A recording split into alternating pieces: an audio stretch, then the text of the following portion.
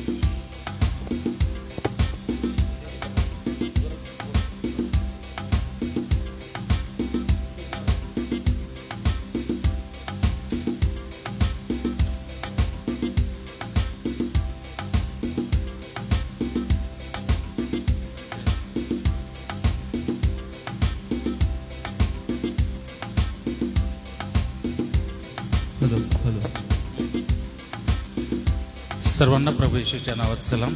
या आज आपण पुन्हा एकदा पवित्रवारी परमेश्वराच्या पवित्र मंदिरात सर्व मिळून त्याची आळवणी करूया, स्तुती आराधना करूया. विजय संगीत या पुस्तकात मागच्या भागात काही कोर्सेस आहेत, तर ती कोर्सेस आपण आज गाणार आहोत. कंटिन्यू नाही आहेत, काही निवडक आहेत, तरी आमच्यासोबत आपण गाण्याचा प्रयत्न करा.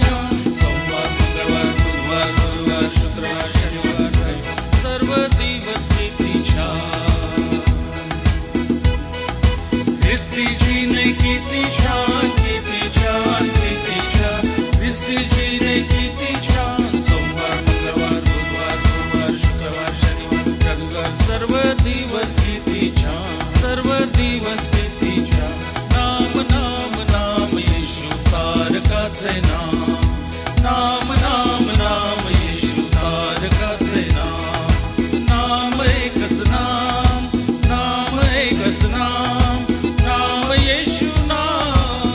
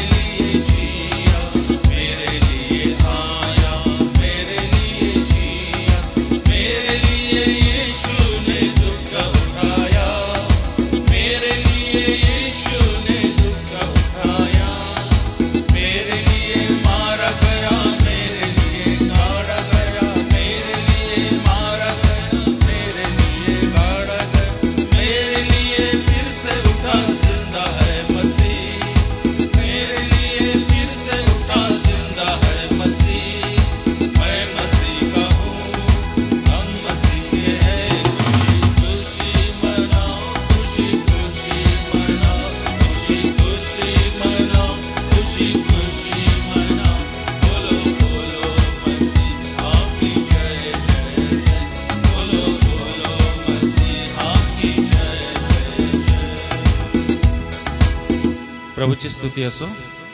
यावेळेस आपण आणखी एक गीत गाऊया. गीत नंबर 14. ईश्वराची दया किती थांगतीचा लागेना. गीत नंबर 14.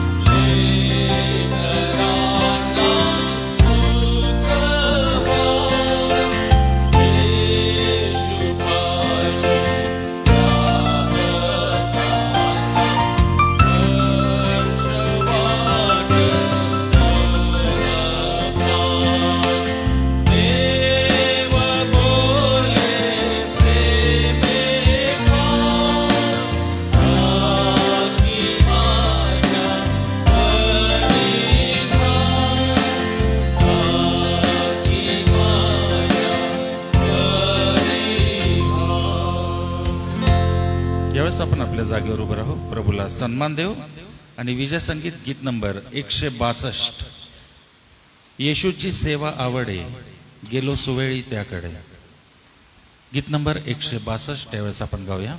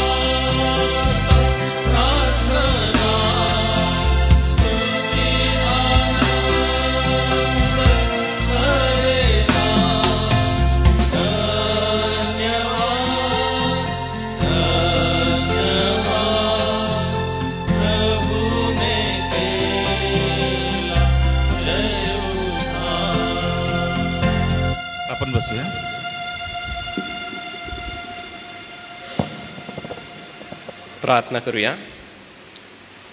दयाळू प्रभू, आम्ही ह्या धन्यवादित वारी आम्ही धन्यतेने तुझी उपकार स्तुती करण्यासाठी जमलोत.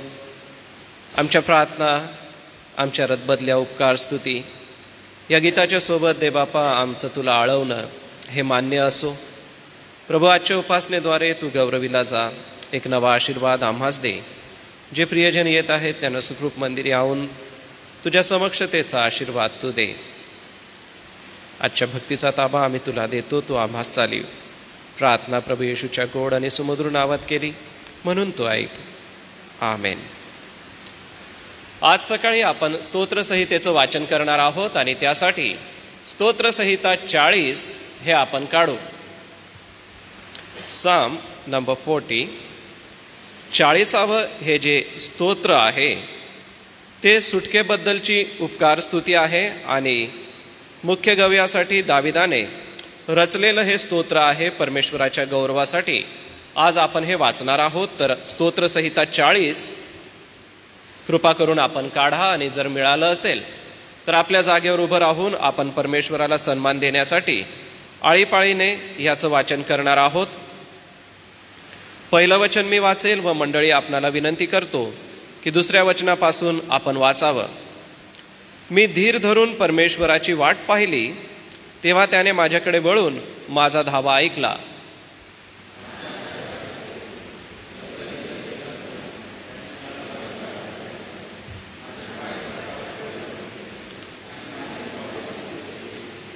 त्याने माझ्या मुखात नवे गीत, आमच्या देवाचे स्तोत्र घातले. हे पाहून पुष्कळ लोक भय धरतील व परमेश्वरावर भाव ठेवितील.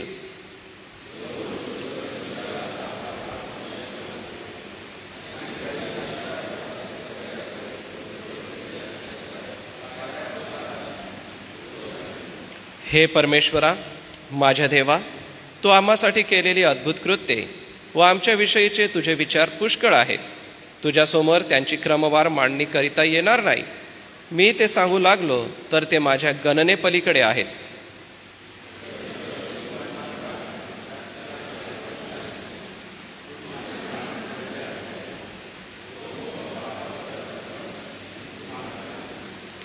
यावरून मी म्हणालो, पहा, मी आलो आहे.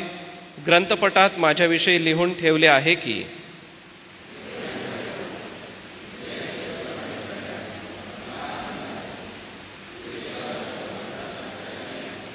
महामंडळात मी नीतिमत्वाचे सुवृत्त सांगितले. हे परमेश्वरा, मी आपले तोंड बंद ठेविले नाही, हे तू जाणतोस.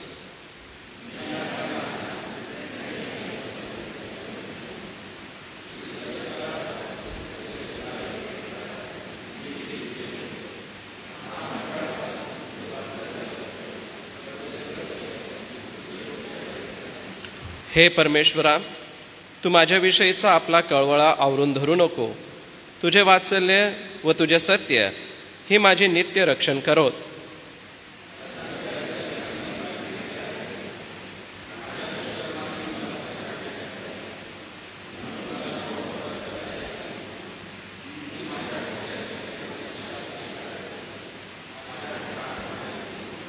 हे परमेश्वरा, प्रसन्न होऊन मला मुक्त कर. हे परमेश्वरा, मला सहाय्य करण्यास त्वरा कर.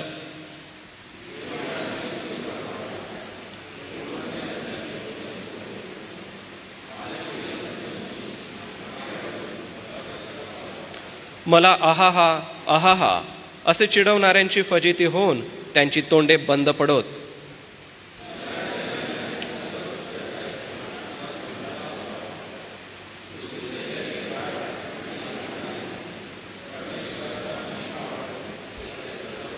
सतरावं वचन एकत्र वाचू. मी तर दीन व दरिद्री आहे, तरी प्रभूला माझी चिंता आहे. माझा सहाय्यकारी व माझा मुक्तिदाता तू आहेस. हे माझ्या देवा, विलंब लावू नको. उभे असतानाच आपण आपला विश्वास जाहीर करूया आणि प्रेषितांचा मतांगीकार एका सुरात आपण म्हणू. सर्व समर्थ देव जो पिता, आकाश व पृथ्वी यांचा उत्पन्न करता, त्याचवर मी विश्वास ठेवितो आणि त्याचा एकुलता एक पुत्र येशू ख्रिस्त आमचा प्रभू, जो पवित्र आत्म्याच्या योगाने गर्भरूप झाला, कुमारी मरियेच्या उदरी जन्मास आला, पंत पिलाताच्या वेळेस ज्याने दुःख भोगिले, ज्याला वधस्तंभावर खिळले, जो मरण पावला व ज्याला पुरले, जो मृत लोकात उतरला व तिसऱ्या दिवशी मेलेल्यामधून पुन्हा उठला, स्वर्गात चढला आणि सर्व समर्थ देव जो पिता याच्या उजवीकडे बसला आहे, तेथून जिवंतांचा व मेलेल्यांचा न्याय करावयास जो येणार आहे, त्याचवर मी विश्वास ठेवितो. पवित्र आत्मा, पवित्र सार्वत्रिक मंडळी, पवित्र जनांचा सहभागीपणा, पापांची क्षमा, देहाचे पुनरुत्थान आणि सार्वकालिक जीवन याविषयी मी विश्वास धरितो. आमेन. धन्यवाद. बसूया आपण. प्रियजन हो, पुन्हा एक वार आपण मध्यस्थी रदबदली उपकार स्तुती करूया. प्रभू परमेश्वराच्या चरणापाशी पुन्हा एक वार जाऊया. ज्या मध्यस्थ्या प्रार्थना आपण करीत आहोत, ज्या विनंत्या प्रार्थना प्रभूकडे करीत आहोत, त्या प्रार्थना प्रभू ऐकून आम्हाला उत्तर देत आहे. SAMच्या या सेवा कार्याला देवबाप आशीर्वादित करीत आहे. आपले अध्यक्षा, आपले कार्यकारी संचालक, संस्थेचे विश्वस्त, यासोबतच आपल्या प्रिय मंडळ्या, या सगळ्यांना देवबाप आपल्या आशीर्वादाने भरत आहे. सोबतच आपल्या शाळा आणि आपले चर्चेस, आपली वसतिगृह यावरती प्रभूचा आशीर्वाद आहे. आणि जसं आपण नेहमीच प्रार्थना करीत आहोत, आपल्या शाळेचा प्रिय विद्यार्थी रब्बी खेळामध्ये आपल्या भारताचं नेतृत्व त्याने केलं आणि 2 गोलसुद्धा केले. यासाठी आपल्या शाळेचं नाव आणि आपल्या शाळेची सेवा ही संपूर्ण देशभरासाठी आशीर्वादित ठरली. यासाठी प्रभू परमेश्वराला धन्यवाद देऊ. संस्थेचे अध्यक्षा, कार्यकारी संचालक, यासोबतच सर्व विश्वस्त आणि आपल्या प्राचार्या, आपल्या सगळ्यांचं ख्रिस्त येशूमध्ये अभिनंदन. आपली सेवा प्रभुदेवबाप आशीर्वादित करो. यासोबतच आज धानोरा चर्चचा वर्धापन दिन साजरा केला जात आहे. तर ईसाईनगर धानोरा ह्या चर्चच्या वर्धापन दिनासाठी एसे चर्च नंदुरबार शुभेच्छा देत आहे व आज प्रार्थनासुद्धा करत आहे. सोबतच अस्तगाव नगर म्हणजेच पठारे पाळक साहेबांचं गाव, त्या ठिकाणाचं चर्च गेल्या 50 वर्षापूर्वी त्या चर्चवरती वीज पडली आणि त्यामध्ये पाळक साहेबांची वैयक्तिक साक्षसुद्धा आहे की प्रभूने त्यांना नवजीवन दिलं. आज त्या चर्चचा सुद्धा वर्धापन दिन आहे. तर आपण अस्तगाव नगर या ठिकाणाच्या चर्चसाठी उपकार स्तुतीची प्रार्थना करू. हे सगळे विषय घेत मी आपल्यासाठी प्रार्थना करतो. आपण आपलं लक्ष प्रभूकडे लावूया. हे आमच्या दयाळू प्रभू परमेश्वरा, आम्ही तुला धन्यवाद देतो, तुझं नाव उंचवितो. देवबापा, ही किती सुंदर गीतं आहेत की जी आम्हाला पवित्र वारी तुझ्या चरणापाशी बसून गाता येतात. ही जी सुंदर कोर्सेस आहे देवबापा, बालपणापासून त्याची देवबापा आमच्या कानामध्ये जी एक सुंदरशी देवबापा एक मधुर वाणी तू दिलेली आहे. प्रिय देवबापा, त्या सगळ्या गोष्टी आमच्या नजरेसमोरून अशा एका क्षणात गेल्यात. आम्ही आभार मानतो कारण की तुझ्या पवित्र आत्म्याच्या प्रेरणेने व आमच्या पूर्वजांसाठी उपकार स्तुती करतो की त्यांनी मोठ्या कष्टाने आणि मोठ्या विश्वासाने आम्हाला ह्या सगळ्यांचा वारसा दिला. एवढंच नव्हे तर ख्रिस्त येशू हा आम्हाला दिला. पवित्र वचनाचं शिक्षण आणि सुंदरशी सुवार्ता आम्हाला दिली. आणि म्हणूनच देवबापा, या सुवार्तेवरती दृढ विश्वास ठेवून आम्ही आमचं वैयक्तिक जीवन तुझ्यामध्ये बांधत आहोत. आणि देवबापा, आमच्या जीवनाला आकार येण्यासाठी नेहमी प्रयत्नशील असताना मंडळीची ही गौरवी सेवा प्रभू प्रत्येक विश्वासणाऱ्यासाठी आशीर्वादित होते. त्यासाठी आम्ही आभार मानतो व आज पुन्हा एक वार रदबदल्या उपकार स्तुती आणि मध्यस्थ्या तुझ्या चरणापाशी आम्ही करत आहोत. SAMला देवबापा, खरंच तू आपल्या कृपेने चालवित आहे. आपल्या पवित्र आत्म्याचा वर्धहस्त ठेविलेला आहे. एवढंच नव्हे तर वेळोवेळी देवबापा मार्गदर्शन तू करीत आहे आणि तुझं वचन आम्हाला शिकवतं की जे काही काम तुझ्या हाती पडेल ते आपलं सर्वस्व खर्च करून कर. आणि म्हणून देवबापा, संस्थेच्या प्रत्येक घटकाला, मग ते शैक्षणिक असो, आध्यात्मिक असो किंवा सामाजिक असो, वैयक्तिक रीतीचं असो, देवबापा ज्या ज्या कामात हात घातला ते सगळं देवबापा सर्वस्व खर्ची करून त्याचं यशसुद्धा तू दिलंस आणि देत आहेस. एवढंच नव्हे तर आमचे प्रिय विद्यार्थी वेगवेगळ्या क्षेत्रामध्ये प्रगती करत आहे. संस्थेचं आणि मंडळीचं नावसुद्धा आणि कुटुंबांचं नावसुद्धा पुढे घेऊन जात आहे. अनेक विद्यार्थ्यांचं या वर्षभरामध्ये ॲडमिशन झालं. त्यासाठी देखील देवबापा आम्ही उपकार स्तुतीची प्रार्थना करतो. व जे ओझं एसे चर्च नंदुरबारचं तरुणांबद्दल आहे, संडे स्कूलच्या लहान लेकरांबद्दल आहे, देवबापा ते दृश्य स्वरूपाने पुढे येत असताना या सर्व गोष्टी कल्याणकारक होत आहेत यासाठी आम्ही आभार मानतो. परंतु परमेश्वरा, हे करीत असताना संस्थेच्या प्रत्येक पदाधिकाऱ्यांना तू कृपा पुरवित आहेस, शक्ती देत आहेस, म्हणून आम्ही आभार मानतो. दे बापा, आम्ही आमचे अध्यक्षा, आमचे कार्यकारी संचालक, आमच्या संस्थेचे विश्वस्त या सगळ्यांसाठी मोठ्या विश्वासाने प्रार्थना करतो. कारण की दे बापा, एकमेकांसाठी प्रार्थना करा असं तुझं पवित्र वचन आम्हाला शिकवतं आणि प्रार्थनेच्या द्वारे प्रत्येक गोष्ट आम्ही सुरुवात करतो व त्याचा परिणाम अतिशय चांगला आम्हाला नजरेस येतो. दे बापा, आम्ही आमच्या पदाधिकारी वर्गांसाठी प्रार्थना करतो. त्यांचं सेवा कार्य संस्थेप्रती, सामाजिक क्षेत्राप्रती खूप आशीर्वादित असं कर. कारण की प्रभू, त्याद्वारे अनेकांची जीवनं घडली जात आहे, त्याद्वारे अनेकांना दे बापा तुझी सुवार्ता कळली जात आहे. आणि म्हणून दे बापा, ज्या ज्या पदाधिकाऱ्यांवरती या सर्व जबाबदाऱ्या आहे त्या पेलवण्यासाठी, त्या सिद्धीस नेण्यासाठी वेगवेगळ्या कलागुणांनी तू त्यांना संपन्न कर. एवढंच नव्हे तर तुझ्या पवित्र आत्म्याचं मार्गदर्शन वेळोवेळी तू दे आणि या सर्वस्वाच्या द्वारे दयाळू दे बापा तुझं गौरव तू करून घे. दयाळू दे बापा, आम्ही प्रार्थना करतो. आमचे सर्व चर्चेस आहेत, काही ग्रामीण क्षेत्रात आहेत, काही चर्चेस शहरी क्षेत्रात आहे. दे बापा, विश्वासाची ही सुवार्ता सांगत असताना, अनेकांना विश्वासामध्ये स्थिर करीत असताना मंडळांची सेवा खूप आशीर्वादित कर. मंडळांमध्ये असलेले पाळक वर्ग, सुवार्थिक वर्ग आणि त्यांचे सर्व सहकारी, यासोबतच मंडळांचे अध्यक्ष, मंडळांचे खजिनदार, मंडळांचे सचिव आणि नेहमी कटिबद्ध असलेले मंडळांचे पंच, यासोबतच दे बापा मंडळीच्या सर्वांगीण वाढीसाठी, विकासासाठी महिला मंडळ आपली सेवा करीत आहे, तरुण संघ आणि संडे स्कूल आपली सेवा करीत आहे. दे बापा, ह्या सर्व क्षेत्रातल्या सेवा खूप आशीर्वादित कर. कारण की प्रभू, तू मंडळीला घ्यायला येणार आहेस आणि मंडळी ही डाग सुरकुती नसलेली, तुला आवडणारी अशी तयार करण्यासाठी, मंडळीतल्या प्रत्येक सभासदाला तुझ्यामध्ये स्थिर करण्यासाठी अहोरात्र जे प्रयत्न केले जात आहे, संस्थेच्या मार्फत विविध सभा घेतल्या जात आहे. एवढंच नव्हे तर स्थानिक चर्चेसमध्ये उपास, प्रार्थना, रदबदल्या, मध्यस्थ्या अनेक वेळेला केल्या जात आहे. गृहभेटी केल्या जात आहे. आजारांसाठी मध्यस्थ्या आणि प्रार्थना केल्या जात आहे. हो दे बापा, हे सेवा कार्य मंडळीचं खूप आशीर्वादित होऊ दे व SAMच्या प्रत्येक मंडळीमधून तुला आवडणारे असे प्रियजन तुझ्या गौरवी सेवेसाठी नेहमीच सदैव असू दे. यासोबतच दे बापा, आम्ही शाळेंसाठी आभार मानतो. शाळेसाठी आम्ही तुझी उपकार स्तुती करतो. आमच्या शाळेच्या विद्यार्थ्यांना शैक्षणिक क्षेत्रात, क्रीडा क्षेत्रामध्ये जो आशीर्वाद तू देत आहेस दे बापा, त्यासाठी आम्ही आभार मानतो. शाळेचं सर्व व्यवस्थापन सांभाळत असताना सर्व प्राचार्य, सर्व पर्यवेक्षक आणि त्यांचे सर्व सहकारी यांच्यासाठी, यासोबतच सर्व शिक्षक आणि शिक्षकेतर कर्मचाऱ्यांसाठी दे बापा आम्ही तुला धन्यवाद देतो. कारण की प्रभू, हा शैक्षणिक परिसर आहे आणि शैक्षणिक क्षेत्रामध्ये दररोज नवीन काही ना काही आहे. एवढंच नव्हे तर प्रगती इतकी आहे की त्यामध्ये या युगाबरोबर समरूप होणं आणि सोबतच विविध गोष्टीचं चौकस ज्ञान आत्मसात करून घेणं हे गरजेचं आहे. आम्ही SAMच्या या सर्व कार्यासाठी आभार मानतो. कारण की अतिशय कटिबद्ध पद्धतीने, अतिशय प्रामाणिकपणे दे बापा हे सेवा कार्य सुरू आहे. आणि म्हणून दे बापा, तो आमच्या सर्व प्राचार्यांना, सर्व पर्यवेक्षकांना, सर्व शिक्षकांना तुझी कृपा लाभू दे, तुझा अनुग्रह लाभू दे. आणि जे विद्यार्थी आमच्याकडे शिकत आहे त्यांनी ज्ञान हे मोत्यापेक्षा मोलवान आहे हे समजून घेऊन आपलं सर्वस्व वेचून ज्ञान घ्यावं.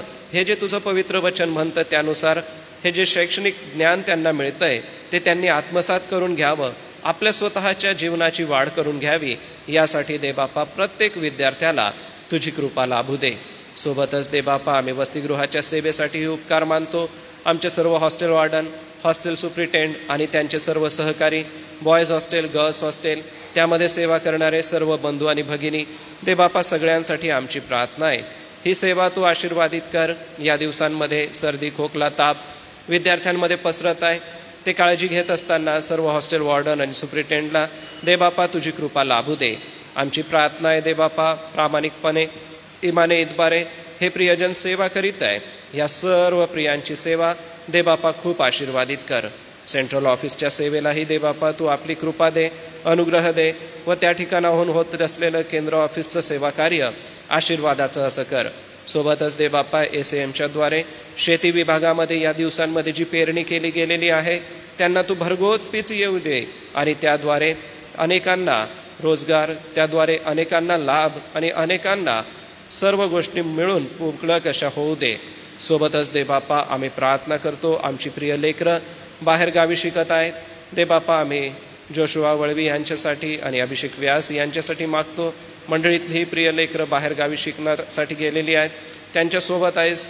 तसंच आमच्या प्रिय भारत देशात विविध क्षेत्रामध्ये वैद्यकीय आणि इंजिनिअरिंग अशा वेगळ्या क्षेत्रामध्ये जी आमच्या मंडळीतली लेकरं नव्याने ॲडमिशन करून गेलेली आहेत, काही लेकरं दे बापा आता पुढील वर्गांमध्ये आहे. अशा सर्व विद्यार्थ्यांसाठी आज जमलेली मंडळी मोठ्या विश्वासाने प्रार्थना करीत आहे. दे बापा मंडळीचं हे प्रिय लेकरं बाहेरगावी शिक्षण घेत आहे, त्यांचं शैक्षणिक जीवन खूप आशीर्वादित कर आणि त्यांच्या शिक्षणाच्या द्वारे दयाळू दे बापा तू गौरविला जा. एक नवी शिक्षित पिढी तू आम्हाला देत आहे, त्यासाठी आम्ही उपकार मानतो. सोबतच सर्व डॉक्टर, सर्व नर्सेस, सर्व पोलीस दलातले बंधू आणि भगिनी या सगळ्यांसाठी आम्ही प्रार्थना करतो, कारण अहोरात्र हे प्रियजन सेवा करीत आहे. दे बापा त्यांची सेवा तू आशीर्वादाची कर. सोबतच खाजगी ऑफिसेस आहेत आणि वेगवेगळे क्षेत्र आहे, मग ते रेल्वे डिपार्टमेंट असो किंवा जिल्हा परिषद असो किंवा विविध शाळा असो, या सर्वांमध्ये आमचे विश्वासणारे बंधू आणि भगिनी सेवा करीत आहे. आज जमलेले आम्ही एकमेकांसाठी प्रार्थना करतो व या प्रियांची सेवा आशीर्वादित व्हावी अशी विनंतीसुद्धा करतो. ज्या प्रिय देशात आम्ही आहोत दे बापा, या देशाचे आमचे माननीय पंतप्रधान त्यांचं मंत्रिमंडळ, आमचे माननीय मुख्यमंत्री त्यांचं मंत्रिमंडळ आणि आमच्या माननीय जिल्हाधिकारी आणि त्यांच्यासोबत असलेल्या पदाधिकारी वर्गासाठी आम्ही मागतो, कारण की तुझं वचन म्हणतं आपल्या अधिकाऱ्यांसाठी तू प्रार्थना कर. आणि म्हणूनच दे बापा आम्ही प्रार्थना करतो की देशामध्ये शांती नांदावी, सुबत्ता नांदावी, प्रत्येक व्यक्तीला लाभ मिळावा. एवढंच नव्हे तर सर्व प्रकारच्या वाईटापासून रक्षण व्हावं. नैसर्गिक आपत्ती आहे, यामध्ये देशवासियांचं संरक्षण व्हावं, यासाठी मोठ्या विश्वासाने प्रार्थना करतो. संबंधित परिस्थिती हाताळण्यासाठी आमच्या सर्व पदाधिकाऱ्यांना तुझी कृपा आणि तुझा अनुग्रह लाभू दे.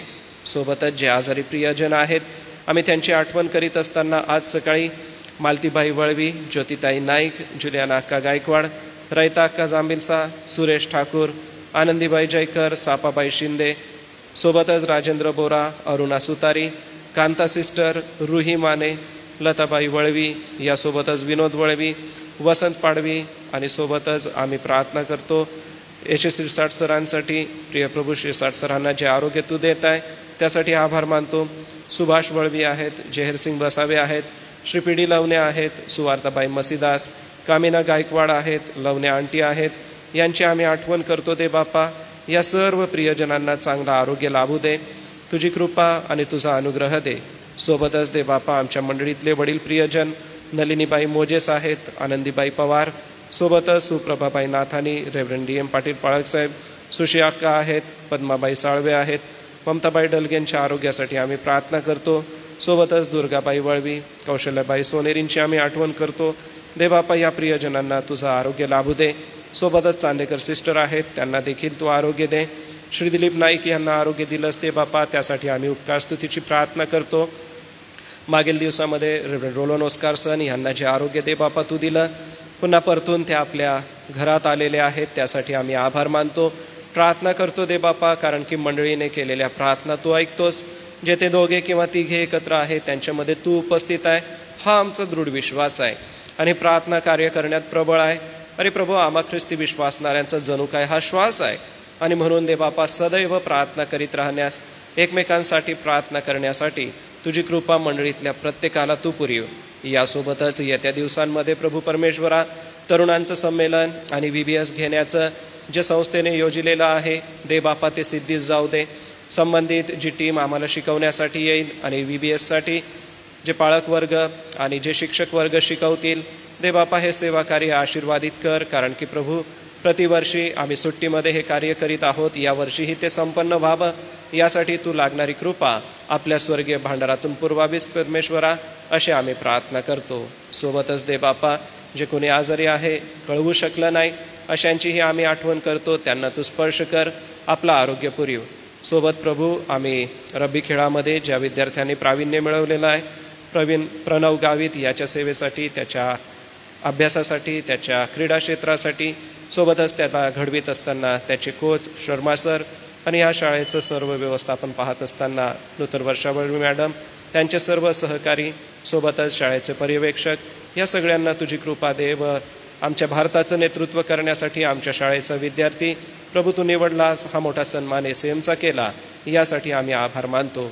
यासोबतच आमच्या ज्या सर्व क्षेत्रातल्या शाळा आहेत देवबापा, या सर्व क्षेत्रातल्या शाळा आशीर्वादित कर व यामध्ये दडलेल्या मुलांमधलं जे देवबापा सुप्त गुण आहे ते हेरून काढत असताना आमच्या प्रत्येक शाळेच्या प्रत्येक प्राचार्यांना, प्रत्येक पर्यवेक्षकांना, प्रत्येक शिक्षकाला तुझी शक्ती दे, तुझी कृपा दे, अनुग्रह दे व देवबापा SAMला शैक्षणिक सेवेचा हा जो वारसा दिलेला आहे तो असाच पुढे आणि पुढे चालू दे आणि या शैक्षणिक सेवेच्या द्वारे दयाळू देवबापा तू गौरविला जा. सोबतच देवबापा आम्ही प्रार्थना करतो धानोरा चर्चसाठी. इसाईनगर चर्चच्या वर्धापन दिनाला साजरा करीत असताना आमच्या शुभेच्छा आणि आमच्या प्रार्थना त्यांच्यासाठी आहे, कारण की प्रभू मंडळी ही तू स्थापित केली आणि जो दूरदृष्टिकोन मिशनऱ्यांना तू दिला तो त्यांनी पुढे आणला आणि आज देवबापा अनेक विश्वासणारे त्या ठिकाणी घडले गेलेले आहेत, त्या ठिकाणी तारण पावलेले आहेत आणि आपल्या विश्वासाची वाटचाल चालत आहे. आणि म्हणूनच इसाईनगर धानोरा यांचं सेवा कार्य देवबापा तू आशीर्वादित कर. अनेक पिढ्या त्या ठिकाणी होऊन गेल्या, पिढी जात अनेकांना प्रभू येशू ख्रिस्ताची सुवार्ता त्यातून कळली. देवबापा अनेकांपर्यंत तुझा प्रकाश घेऊन जाण्यासाठी इसाईनगर चर्चला आशीर्वादित कर व एसे चर्च धानोऱ्याची सेवा आशीर्वादित अशी होऊ दे. सोबत देवबापा आम्ही रेव्हरंड जयेश पठारे पाळकसाहेब यांच्या गावाकडे असलेल्या चर्चसाठी प्रार्थना करतो. अस्तगाव या ठिकाणी असलेलं चर्च व त्यांचा आजचा होणारा वर्धापन दिन दयाळू देवबापा तो आशीर्वादित कर. आज उद्या होणारे सर्व कार्यक्रम आशीर्वादाचे असे होऊ दे. पाळकसाहेबांनाही तुझी कृपा आणि अनुग्रह लाभू दे. नंदुरबार मंडळी त्यांना शुभेच्छा देत त्यांच्यासाठी प्रार्थना करीते. प्रभू तू आपली कृपा आणि अनुग्रह दे व जी अद्भुत साक्ष त्यांच्या जीवनाच्या द्वारे आहे, त्या चर्च इमारतीच्या द्वारे आहे, ती अनेकांपर्यंत सुवार्ता घेऊन जाणारी असावी अशी तू होऊ दे. यासोबतच आमच्या सर्व प्रार्थना, विनंत्या, रदबदल्या सगळ्या काही तुला आम्ही सादर करतो. देवबापा तू आम्हाला चालीव आणि याद्वारे तुझं गौरव करून घे. सारा आदर तुला देतो परमेश्वरा, मान महिमा तुला अर्पण करतो. प्रार्थना धन्य तारणाऱ्या प्रभू येशूच्या गोड आणि सुमधुर नावात केली म्हणून तो ऐक. आमेन. यावेळेला आपण दानार्पण घेणार आहोत, तर यासाठी क्वायरला विनंती असेल आपण पुढे यावं, दानार्पणाचं गीत गायन करावं व हे दान आपण गीत होत असताना दानार्पण घेणार आहोत.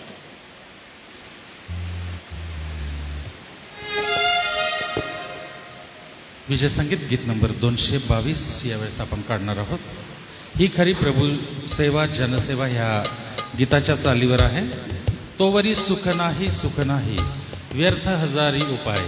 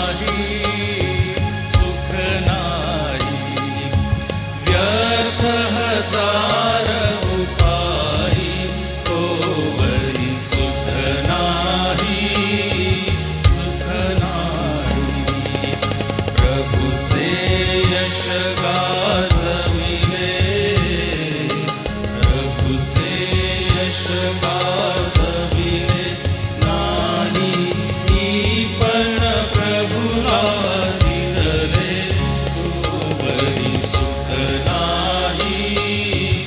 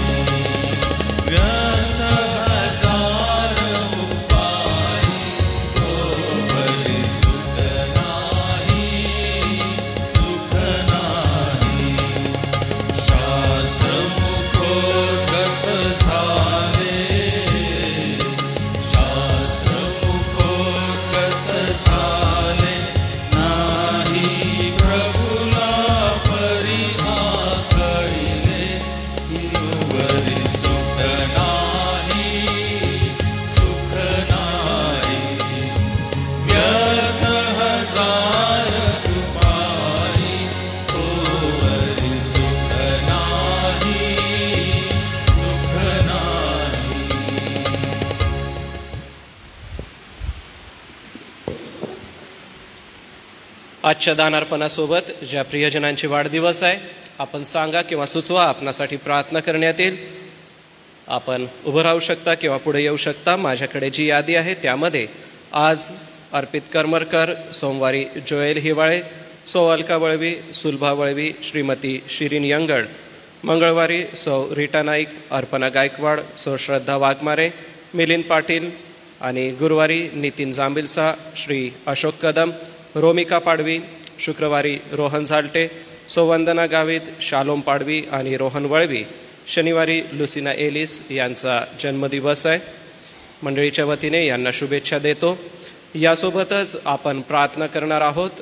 श्री रेव्हरेंड सुनील लोंढे पाळक साहेबांची जी मुलगी आहे त्यांना 9 तारखेला म्हणजेच स्नेहल संजय पाडवी यांना देवबापाने एक सुंदरसा मुलगा दिला. त्याबद्दल देवबापाची उपकारस्तुती करीत त्यांच्यासाठी प्रार्थना विनंती आहे. सध्या ती लासलगाव येथे पोस्टामध्ये नोकरी करते.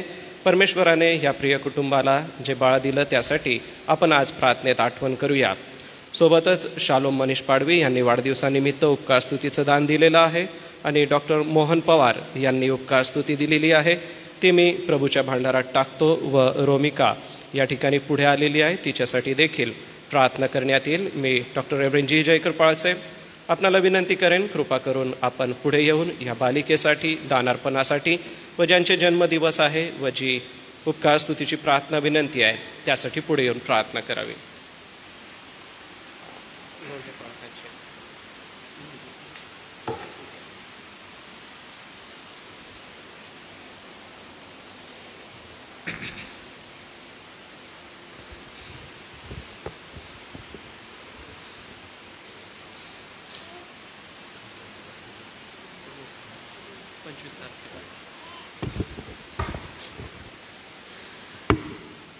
या आपण प्रार्थना करू.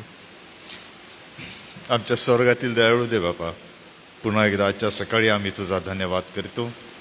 तुला मान महिमा गौरव देत आपल्या स्वतःला आम्ही तुझ्या स्वाधीन करतो. सोबतच जे जीवन तू आज आम्हाला दिलं, ही जी तुझी दया आम्हावर झाली, तू आमचा श्वास राखलास, एक नवीन संधी दिली यासाठी की आम्ही आमचा तारणारा प्रभू येशू ख्रिस्त कोण याला आम्ही ओळखावे, त्याच्या ज्ञानाने भरावे, आम्ही पुढे जावे, प्रौढ बनावे, आम्हाला दिलेला मार्ग आम्हाला समजावा आणि तुझ्या स्वर्गीय राज्यामध्ये प्रवेश करीपर्यंत वधस्तंभाला बिलगून राहावे. म्हणून जे स्वर्गीय पाचारण तू आम्हाला दिलंस ते आम्ही समजून त्याप्रमाणे आमचं जीवन व्यतीत करायला पुन्हा एकदा तू आम्हाला बोलावलंस, संधी दिलीस, मंडळीची सहभागिता दिली, याबद्दल आम्ही आभार मानतो. आणि सोबतच जे काही तू आम्हाला कृपादान दिलं ह्या दिवसांमध्ये, त्याच्या मोबदल्यामध्ये जे काही आम्ही दान तुझ्यासमोर आणलेलं आहे ते तू स्वीकार, हे आशीर्वादित कर, बहुगुणित करून याचा विनियोग तुझ्या राज्याच्या वाढीसाठी, गरिबांच्या सेवेसाठी, मंडळीच्या वाढीसाठी आणि सोबतच सेवकांच्या गरजा भागवण्यासाठी व्हाव्यात असं सुद्धा तू होऊ दे. जे अनेकांनी आज उपकारस्तुती केली आहे, दान दिलं आहे, त्यांच्यामध्ये आम्ही तुझा धन्यवाद करीत प्रार्थना करतो की स्नेहल संजय पाडवी 9 तारखेला एक सुंदर मुलगा त्यांना मिळाला आहे. देवाने डिलिव्हरी व्यवस्थित होऊ दिली आणि त्या सर्व सुनील लोंढे पाळक साहेबांच्या परिवारांना आम्ही देवबापा तुझ्या कृपेच्या स्वाधीन करतो. ज्या जखमा आहेत त्या भराव्यात आणि मूल वाढावं, तुझ्या कृपेत सद्गुण्यात पुढे जावं, म्हणून त्यांना तू त्या लेकराला तू आशीर्वाद दे. सोबतच आज अर्पित, जोएल, अलका वळवी, सुलभा, शिरीन यंगडताई, रीटा नाईक, अर्पणा गायकवाड, श्रद्धा वाघमारे, मिलिंद पाटील, नितीन जांबिलसा, अशोक कदम, रोमिका पाडवी, रोहन झालटे, वंदना गावित, शालोम पाडवी, रोहन वळवी, लुसिना एलिस यांच्या वाढदिवसानिमित्त आम्ही तुझा धन्यवाद करतो. विशेषतः आज आमच्या इथे समोर देवबापा तुझ्या आलेली आहे रोमिका, आम्ही तिला तुझ्या कृपेच्या स्वाधीन करतो. तिला तू आशीर्वाद दे, या मुलीची जडणघडण तुझ्या कृपेत व सद्गुणात कर, सर्व वाईटापासून तिला तू राख आणि तुझा जो मनोदय तिच्या संदर्भात आहे तो पूर्ण होईपर्यंत तिला तू आपल्या छायेमध्ये वाढव अशी आम्ही तुला विनंती करतो. पुन्हा एकदा या सर्व दान आमच्या गरजा अडचणीसह आम्ही स्वतःसाठी पण प्रार्थना करतो. तू आमच्या वैयक्तिक गरजा अडचणी जाणतोस, आमचं अशक्तपण जाणतोस. प्रभू, आम्हाला प्रत्येकाला सहाय्य कर, तुझ्या वचनाने आज आम्हाला मार्गदर्शन कर, मदत कर, आशीर्वाद दे. पुन्हा एकदा तुला धन्यवाद देत या सर्व गोष्टींसाठी तुझी स्तुती करीत या दानाला व स्वतःला आम्ही तुझ्या स्वाधीन करतो. तुझी इच्छा आमच्या जीवनात पूर्ण होऊ दे. येशू ख्रिस्त आमचा प्रभू याच्या नावाने आम्ही प्रार्थना करतो. दे बापा तू ऐक. आमेन.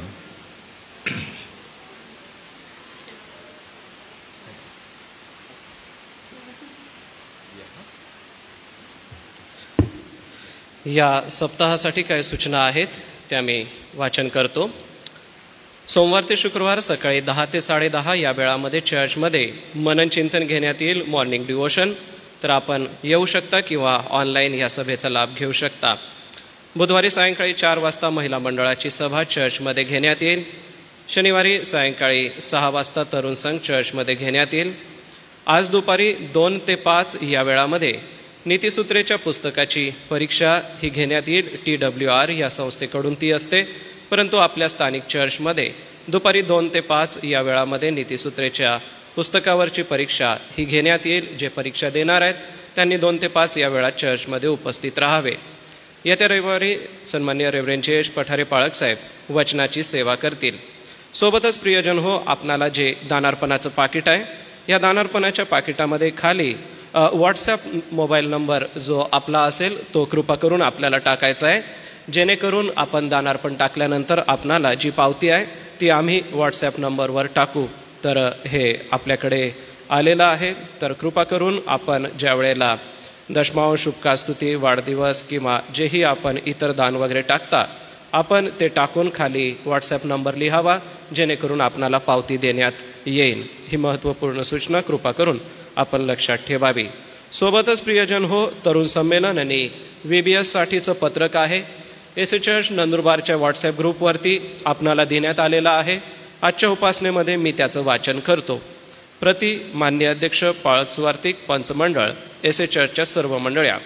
विषय आहे तरुणांचे संमेलन, कार्यशाळा तसेच संडे स्कूल प्रशिक्षणाबाबत वर्गाबाबत. ब्रीद वाक्य आहे, माझ्या मुला माझ्या वचनाकडे लक्ष राव, माझ्या सांगण्याकडे कान दे. नीतिसूत्रे 4 अध्याय वचन 20. महोदय महोदया, ख्रिस्तात सलाम. आपणास कळविण्यात येते की दिनांक 28 ऑक्टोबर ते 30 ऑक्टोबर 2025 दरम्यान 2.5 दिवसीय तरुणांचे संमेलन, कार्यशाळा वय 14 ते 22 व समुपदेशनाचे आयोजन एसी चर्च नंदुरबार या ठिकाणी करण्यात आलेले आहे.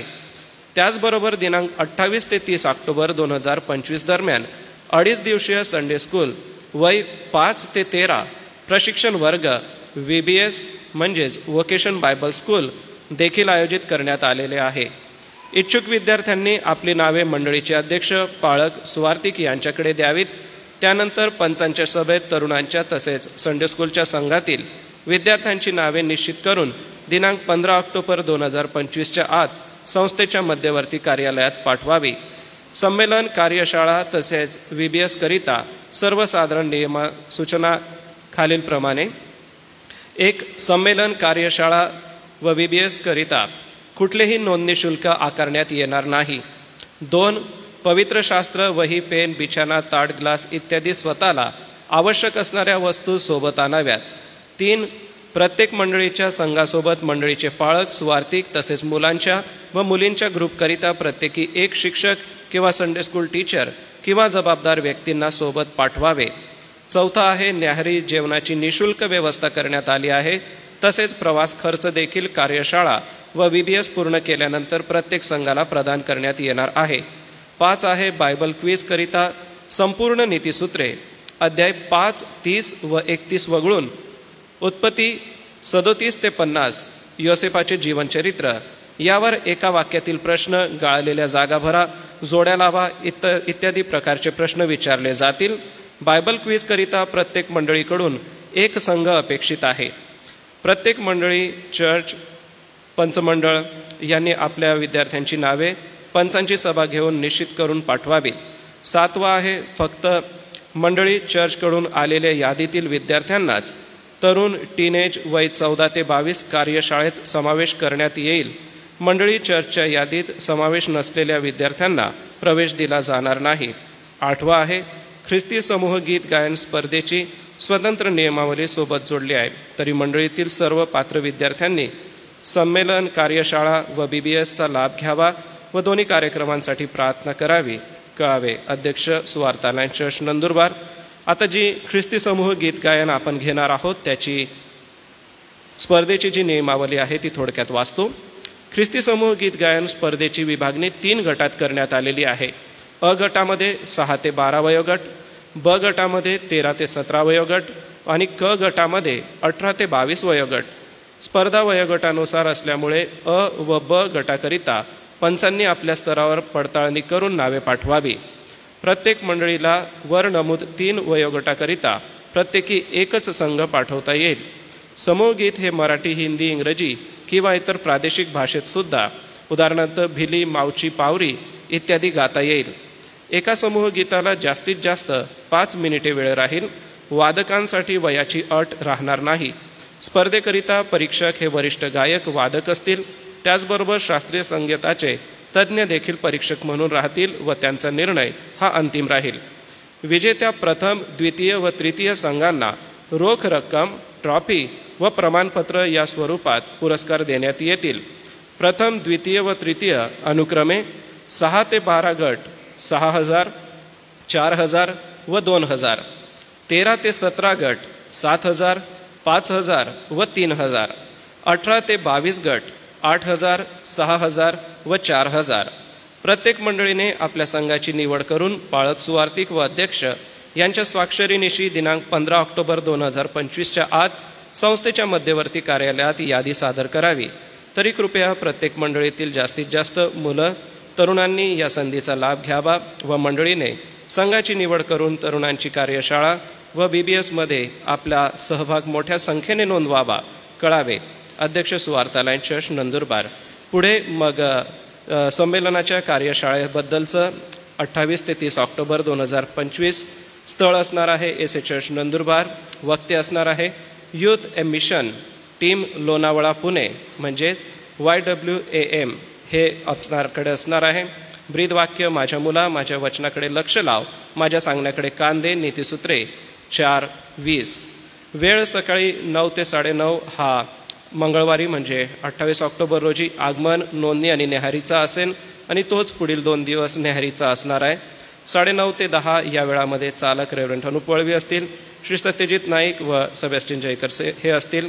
स्तुती, आराधना, गीते यूथ विथ मिशन ही टीम करेन. 10 ते 11:15 पहिलं सत्र होईल. 11:15 ते 11:30 चहा होईल. 11:30 ते 1 द्वितीय सत्र. 1 ते 2 भोजन आणि विश्रांती. 2 ते 5 ख्रिस्ती समूह गीत गायन स्पर्धा होईल. 5 ते 5:15 चहा. 5:30 ते 7 तृतीय सत्र. ॲक्टिव्हिटी आणि खेळ त्यामध्ये असतील आणि 7 ते 8 भोजन असेल आणि 8 ते 9 कॅम्प फायर असेल. दुसऱ्या दिवशीही म्हणजे बुधवारी 29 ऑक्टोबरला तसंच असेल, परंतु चालक सुवार्तिक रविकांत गावित, श्री सत्यजित नाईक व सेबॅस्टियन जयकर सर असतील आणि सारखंच सत्र होईल. तिसऱ्या दिवशी गुरुवारी 30 ऑक्टोबर रोजी चालक सुवार्तिक डेव्हिड मोजेस आणि श्री सत्यजित नाईक व सेबॅस्टियन जयकर सर असतील. स्तुती, आराधना होईल. Youth with mission team. प्रथम सत्र चहा, द्वितीय सत्र भोजन आणि दुपारी समाप्ती 2 वाजता असेल. मुलांची राहण्याची व्यवस्था SM बॉईज हॉस्टेल नंदुरबार येथे करण्यात आली आहे. मुलींची राहण्याची व्यवस्था SM गर्ल्स हॉस्टेल नंदुरबार येथे करण्यात आली. मुलींच्या संघाला ने-आण करण्यासाठी वाहनाची देखील व्यवस्था करण्यात आली आहे.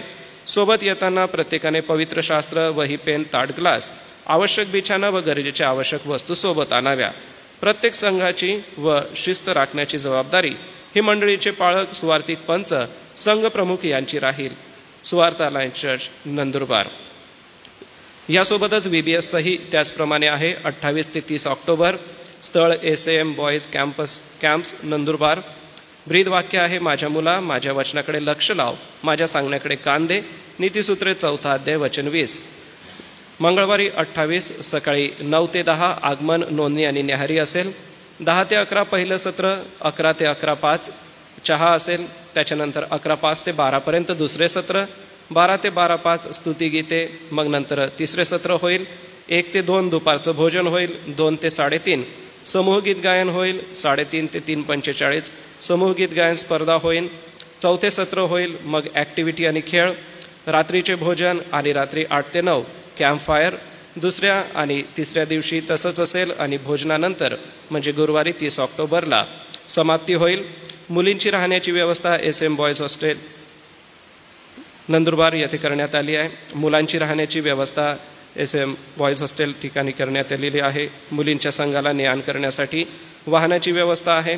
सोबत येताना पवित्र शास्त्र, वही, पेन, ताट, ग्लास, आवश्यक बिछाना व गरजेच्या वस्तू सोबत आणाव्या. प्रत्येक संघाची शिस्त राखण्याची जबाबदारी ही मंडळीचे पाळक, सुवार्थिक पंच, संघप्रमुख, संडे स्कूल टीचर यांची राहील. सुवार्थ अलायन्स चर्च नंदुरबार.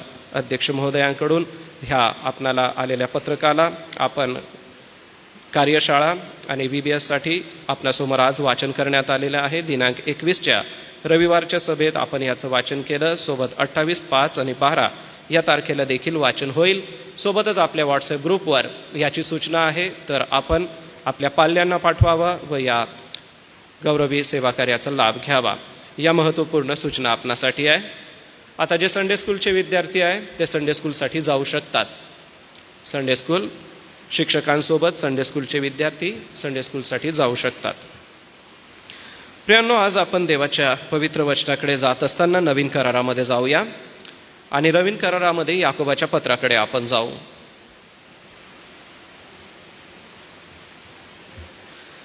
गेल्या सप्ताहामध्ये मी याकोबाच्या पत्राचं वाचन करत होतो आणि हे पत्र वाचत असताना एका शब्दाने माझं लक्ष फार वेधून घेतलं आणि त्याच्यावरती मी मननचिंतन केलं. तेच मननचिंतन आजच्या उपासनेमध्ये मी आपल्यासमोर मांडत आहे. पहिल्या अध्यायाचं 6वं वचन कृपा करून बघा. याकोबाचं पत्र, पहिला अध्याय आणि वचन 6 बघा. आपल्या सगळ्यांसाठी मी हे वाचतो. याकोबाचं पत्र, पहिला अध्याय, वचन 6. पण त्याने काही संशय न धरता विश्वासाने मागावे, कारण संशय धरणारा वाऱ्याने लोटलेल्या व उचंबळलेल्या समुद्राच्या लाटेसारखा आहे. पुन्हा एकदा वाचतो. पण त्याने काही संशय न धरता विश्वासाने मागावे, कारण संशय धरणारा वाऱ्याने लोटलेल्या व उचंबळलेल्या समुद्राच्या लाटेसारखा आहे. देवबाप ही वचने आशीर्वादित करो.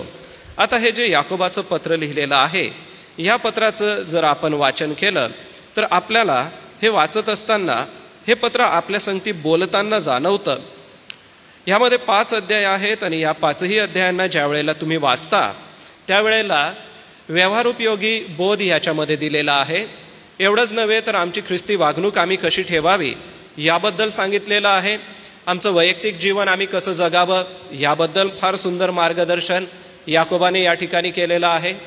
तर याकोबाचं पत्र आतापर्यंत अनेक वेळेला आपण वाचलं, परंतु हे सगळं वाचत असताना आज जे वचन आपण वाचलं त्या वचनात स्पष्टपणे म्हटलेलं आहे की जर आम्ही संशय धरला तर समुद्राच्या लाटेसारखं आम्ही होतो. आणि ती लाट कशी आहे? ती वाऱ्याने लोटलेली आहे आणि उचंबळलेली आहे. आपण अनेक वेळेला समुद्र पाहिला असेल आणि ज्या वेळेला समुद्रामध्ये लाटा येतात त्या लाटा किती जोरात येतात त्याचा परिणामही आपण पाहिला असेल. अनेक वेळेला ज्या वेळेला सुनामी येते त्यावेळेला फार मोठ्या लाटा येतात आणि त्या लाटा उद्ध्वस्त करून टाकतात. आमचा संशय हा याच पद्धतीचा आहे. बघा, या ठिकाणी याकोबाने स्पष्ट आम्हाला ही गोष्ट केलेली आहे, सांगितलेली आहे, संशय न धरता विश्वासाने मागा. आणि जर आपण संशय धरतो तर जणू काही आम्ही त्या समुद्राच्या लाटेसारखं आमचा विश्वास जणू काही करतो. याचा अर्थ आम्हाला हे समजून घेणं गरजेचं आहे की आमच्या जीवनामध्ये संशय नसावा, आमच्या विश्वासामध्ये संशय कदापि नसावा. आता याकोबाने हे पत्र लिहिलं. हा याकोब म्हणजे प्रभू येशू ख्रिस्ताचा भाऊ आहे आणि या याकोबाने इसवी सन 45 ते 62 दरम्यान हे सेवा कार्य केलं आणि हे पत्र लिहिलं. या याकोबाने ज्या वेळेला लोकांकडे पाहिलं त्यावेळेला ते पांगलेले होते, छळामुळे वेगवेगळ्या ठिकाणी ते गेले होते. म्हणून तो पहिल्या वचनात म्हणतो की 12 वंशात पांगलेल्या लोकास देवाचा व प्रभू येशू ख्रिस्ताचा दास याकोब याचा सलाम. जे पांगलेले लोक होते त्या सगळ्यांना उद्देशून तो हे वचन लिहितो. या याकोबाचा जो अंत झाला तो फार अवघड असा झाला. जे यहुदी पुढारी होते म्हणजे शास्त्री आणि परुषी, ज्यांनी प्रभू येशू ख्रिस्ताला मारलं, प्रभू येशू ख्रिस्तावर खोटे आरोप ठेवले, प्रभू येशू ख्रिस्ताला वधस्तंभावर खिळलं, त्याच शास्त्री पुरुषांनी याकोबावर पण खोटे आरोप ठेवले याकोबालाही त्यांनी वेगवेगळ्या पद्धतीने त्रास दिला, छळ केला आणि शेवटी त्यांनी असं केलं की या याकोबाला मंदिराच्या उंचवरती घेऊन गेले आणि तेथून ढकलून दिलं, यासाठी की याकोब हा संपावा. पण तरीही याकोब काय संपला नाही. याकोब हा मंदिरावरून खाली पडला. खाली पडल्यानंतर याच लोकांनी दगडांनी त्याला ठेचून मारलं आणि याकोब त्या ठिकाणी संपला. इसवी सन 62च्या काळामध्ये हे सगळं घडून आलं. जर आपल्याला इतिहासामध्ये आवड आहे तर इस्रायली लोकांचा किंवा यहुदी लोकांचा इतिहास लिहिणारा योसेफस नावाचा एक फार चांगला इतिहासकार आहे. दुसरा इतिहासकार आहे युसेबियस. हे 2 इतिहासकार लक्षात ठेवा. ज्याही वेळेला तुम्हाला ह्यांचं लिखाण वाचायला मिळेल त्यावेळेला ते सत्य असणार आहे, कारण की त्यांनी सत्य आणि अतिशय बारीक पद्धतीने ह्या सर्व शिष्यांचा अभ्यास करून व त्या काळाचा परिस्थितीचा अभ्यास करून आमच्या समोर या गोष्टी मांडलेल्या आहेत. मग बघा, अशा व्यक्तीने पत्र लिहिलेलं आहे की ज्याला धोंडमार झालेली आहे. अशा व्यक्तीने हे पत्र लिहिलेलं आहे की ज्याला फेकून देण्यात आलेलं आहे, ज्याला छळाला सामोरं जावं लागलं, त्रासाला सामोरं जावं लागलं. असा व्यक्ती आज तुम्हाला आणि मला हे पत्र लिहून एक सावधगिरीचा इशारा देत आहे. आणि हा सावधगिरीचा इशारा हा आहे की संशय धरू नका. मनुष्य स्वभाव आहे, संशय येणं स्वाभाविक आहे, परंतु या संशयाला आम्हाला दूर ठेवायचं आहे. का दूर ठेवायचं आहे तर वचन 6 आम्हाला स्पष्टपणे म्हणतं की आम्ही विश्वास ठेवणारे आहोत, विश्वासाने आम्ही मागावं. विश्वास हा आमच्या जीवनामध्ये आहे आणि हा विश्वास आमच्या जीवनातून दिसला पाहिजे. संशय हा शब्द जरी मराठीमध्ये आपल्याकडे आलेला आहे तरी मूळ ह्याचं जर हिब्रू भाषेमध्ये बघितलं तर ते डायक्रिनो हा शब्द आहे. आणि डायक्रिनो या शब्दाचा अर्थ आहे शंका घेणे, संकोच करणे आणि डगमगणे. शंका घेणे, प्रभू येशू ख्रिस्ताच्या सेवा कार्याबद्दल शंका घेणं. तुमच्या आणि माझ्या विश्वासामध्ये, आमच्याच विश्वासावरती आम्ही देखील शंका घेऊ शकतो. ज्या वेळेला मोठं वादळ उठलं, प्रभू येशू तर जहाजामध्ये किंवा होडीमध्ये वरामास डोक्याला ठेवून झोपी गेला होता. शिष्य घाबरले त्या वादळाला बघून. येशू त्यांच्या नावेत आहे तरी पण ते शिष्य घाबरले. याचा अर्थ त्यांनी शंका घेतली, संशय त्यांच्या मनात होता. 5 भाकरी आणि 2 मासे ज्या वेळेला मिळाले त्यावेळेला त्या इतक्यांना कशा पुरणार असं वाक्य त्या ठिकाणी वापरलेलं आहे. ह्याचा अर्थ काय की शिष्यांच्या जीवनाकडे बघत असताना आम्हाला हे दिसून येतं की शंका त्यांच्या मनात आहे. ज्या वेळेला थोमाने प्रभू येशू ख्रिस्ताचं पुनरुत्थानानंतर दर्शन दिल्याचं झालं, थोमा त्यांच्यात नव्हता. थोमाने एक वाक्य वापरलं की जोपर्यंत मी त्याच्या जखमांमध्ये माझा हात घालून पाहत नाही, त्याच्या जखमेमध्ये मी माझा बोट घालून पाहत नाही, तोपर्यंत मी विश्वास ठेवणार नाही. आणि तसं घडलं. मग प्रियांनो, हे शिष्य जे प्रभू येशू ख्रिस्ताच्या सोबत होते तरी पण संशयामध्ये आपलं जीवन जगत होते. मग आज हा प्रश्न तुम्हाला आणि मला आहे की पवित्र शास्त्र आमच्याकडे आहे, देवाचं वचन आमच्याकडे आहे, दररोज प्रार्थना आम्ही करतो, देवाचं वचन वाचतो, पण ज्या वेळेला प्रसंग येतात त्यावेळेला देवाच्या कार्याविषयी संशय आमच्या मनात येतो का? किंवा देवाविषयी संशय आमच्या मनामध्ये येऊन आम्हाला देवापासून दूर घेऊन जातो का? असा संशय कदापि आपल्या मनात येऊ देऊ नका. आपल्या मनात जर संशय येत असेल तर ही एक सैतानाची ट्रिक आहे किंवा सैतानाचा हा एक मोह आहे. तो कशा पद्धतीचा आहे हे समजण्यासाठी एक उदाहरण मी आपल्याला दाखवतो. ते उदाहरण आपल्याला उत्पत्तीमध्ये पाहायला मिळेल. उत्पत्तीचा 3रा अध्याय कृपा करून काढा व या ठिकाणी आपलं जे याकोबाचं पत्र आहे तिथं रिबीन कृपा करून ठेवा. पुन्हा आपण त्या शास्त्र भागात जाणार आहे, पण उदाहरणादाखल आपण बघूया की शंका किंवा संशय जो मनात येतो तो कसा येतो. 3ऱ्या अध्यायाचे पहिली 6 वचनं बघा. आता या ठिकाणी मानवाचं पतन झालेलं आहे, सर्प धूर्त आहे आणि तो त्या झाडाचं फळ खाण्याविषयी हवेला सांगत आहे, म्हणजे त्या स्त्रीला सांगत आहे. तो स्त्रीला म्हणाला, तुम्ही बागेतल्या कोणत्याही झाडाचे फळ खाऊ नये असे देवाने तुम्हाला सांगितले, हे खरे काय? आता बघा त्याचं बोलणं कसं आहे, संशय निर्माण करणारं बोलणं आहे. बघा, देवाने त्यांना सांगितलं होतं बागेच्या ज्या मध्यभागी जे झाड आहे त्याचं फळ तुम्ही खाऊ नका. पण बघा त्याने प्रश्नचिन्ह निर्माण केला की झाडाचे फळ खाऊ नये असे देवाने तुम्हाला सांगितलं, हे खरं का? दुसरी गोष्ट, स्त्रीने सर्पास म्हटले, बागेतल्या झाडाची फळे खाण्याची आम्हाला मोकळीक आहे, पण बागेच्या मध्यभागी असलेल्या झाडाच्या फळाविषयी देवाने सांगितले आहे ते खाऊ नका, त्याला स्पर्शही करू नका, कराल तर मराल. देवाने त्यांना काय सांगितलं होतं? स्पर्शही करू नका, खाऊ नका, खाल तर मराल. आणि सैतानाने काय संशय तिच्या मनामध्ये निर्माण केला की तुम्ही जर देवाने तुम्हाला सांगितलं हे खाऊ नका, हे खरं आहे का? बघा कसे शब्द सैतान फिरवतो. दुसरी गोष्ट बघा थोडंसं पुढे, सर्प स्त्रीला म्हणाला तुम्ही खरोखर मरणार नाही, कारण देवाला हे ठाऊक आहे की तुम्ही त्याचे फळ खाल त्याच दिवशी तुमचे डोळे उघडतील आणि तुम्ही देवासारखे बरे वाईट जाणणारे व्हाल. आता बघा त्याने संशय मनात निर्माण करायला सुरुवात केला. काय संशय निर्माण केला? की तुम्ही देवासारखे व्हाल, बरं वाईट जाणणारे व्हाल, त्या झाडाचं फळ खाण्यास चांगलं, दिसण्यात मनोहर आणि शहाणे करण्यास इष्ट आहे असे त्या स्त्रीला दिसून आले. तेव्हा तिने त्याचे फळ काढून खाल्ले व आपल्याबरोबर आपल्या पतीसही ते दिले. बघा तिने बघितलं ते सुंदर आहे, चांगलं आहे, मनोहर आहे आणि त्या स्त्रीला दिसून आले. तिने त्याचे फळ काढून खाल्ले. ह्याच्यामध्ये सैतानाने फक्त शब्दांचा खेळ केलेला आहे. त्याने हात पुढे करून तिच्या हातामध्ये फळ दिलेलं नाही आहे.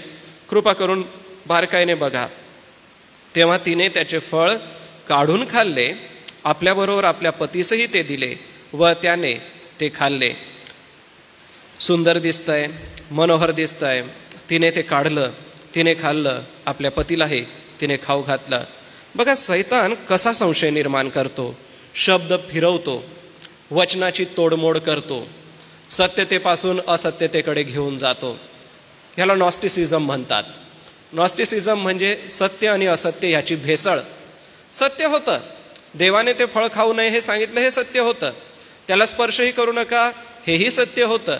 परंतु त्याने काय ॲडिशनल शब्द त्याच्यामध्ये जोडले की तुम्ही खरंच मराल का? तुम्ही मरणार नाही, तुम्ही देवासारखे चांगले आणि वाईट जाणणारे व्हाल. प्रियांनो, देवाच्या निर्मितीबद्दल, देवाच्या कार्याबद्दल हा संशय त्याने तिच्या मनात घातला आणि त्याचा परिणाम असा झाला की मानवामध्ये पतन आलं, पापाचा परिणाम आला. आज्ञाभंगाचं पाप तिच्याकडून घडलं आणि तिने तिच्या पतीलाही ते देऊन टाकलं. म्हणून प्रियांनो, ज्या वेळेला अर्ध अपुरं वचन कोणी सांगेल, एखाद्या वचनाला इकडून तिकडून तोडून आणून त्याचा अर्थ लावून तुम्हाला सांगण्याचा प्रयत्न करेल तर खूप काळजी घ्या. आम्हाला देवाच्या वचनाविषयी संशय का येतो? आज आम्हाला आमच्या विश्वासावर संशय का येतो? एकच गोष्ट आहे, कारण की आम्ही ती सत्यता समजून घेत नाही. बरं, दुसरा अजून एक व्यक्ती आहे ज्याच्या मनात संशय आला. थोडंसं पुढे जाऊ, 4थ्या अध्यायात बघा, उत्पत्तीच्या. काईन आम्हाला दिसतो या 4थ्या अध्यायामध्ये. 5वं वचन बघा, पण काईन व त्याचे अर्पण याचा त्याने आदर केला नाही, म्हणून काईन संतापला व त्याचे तोंड उतरले.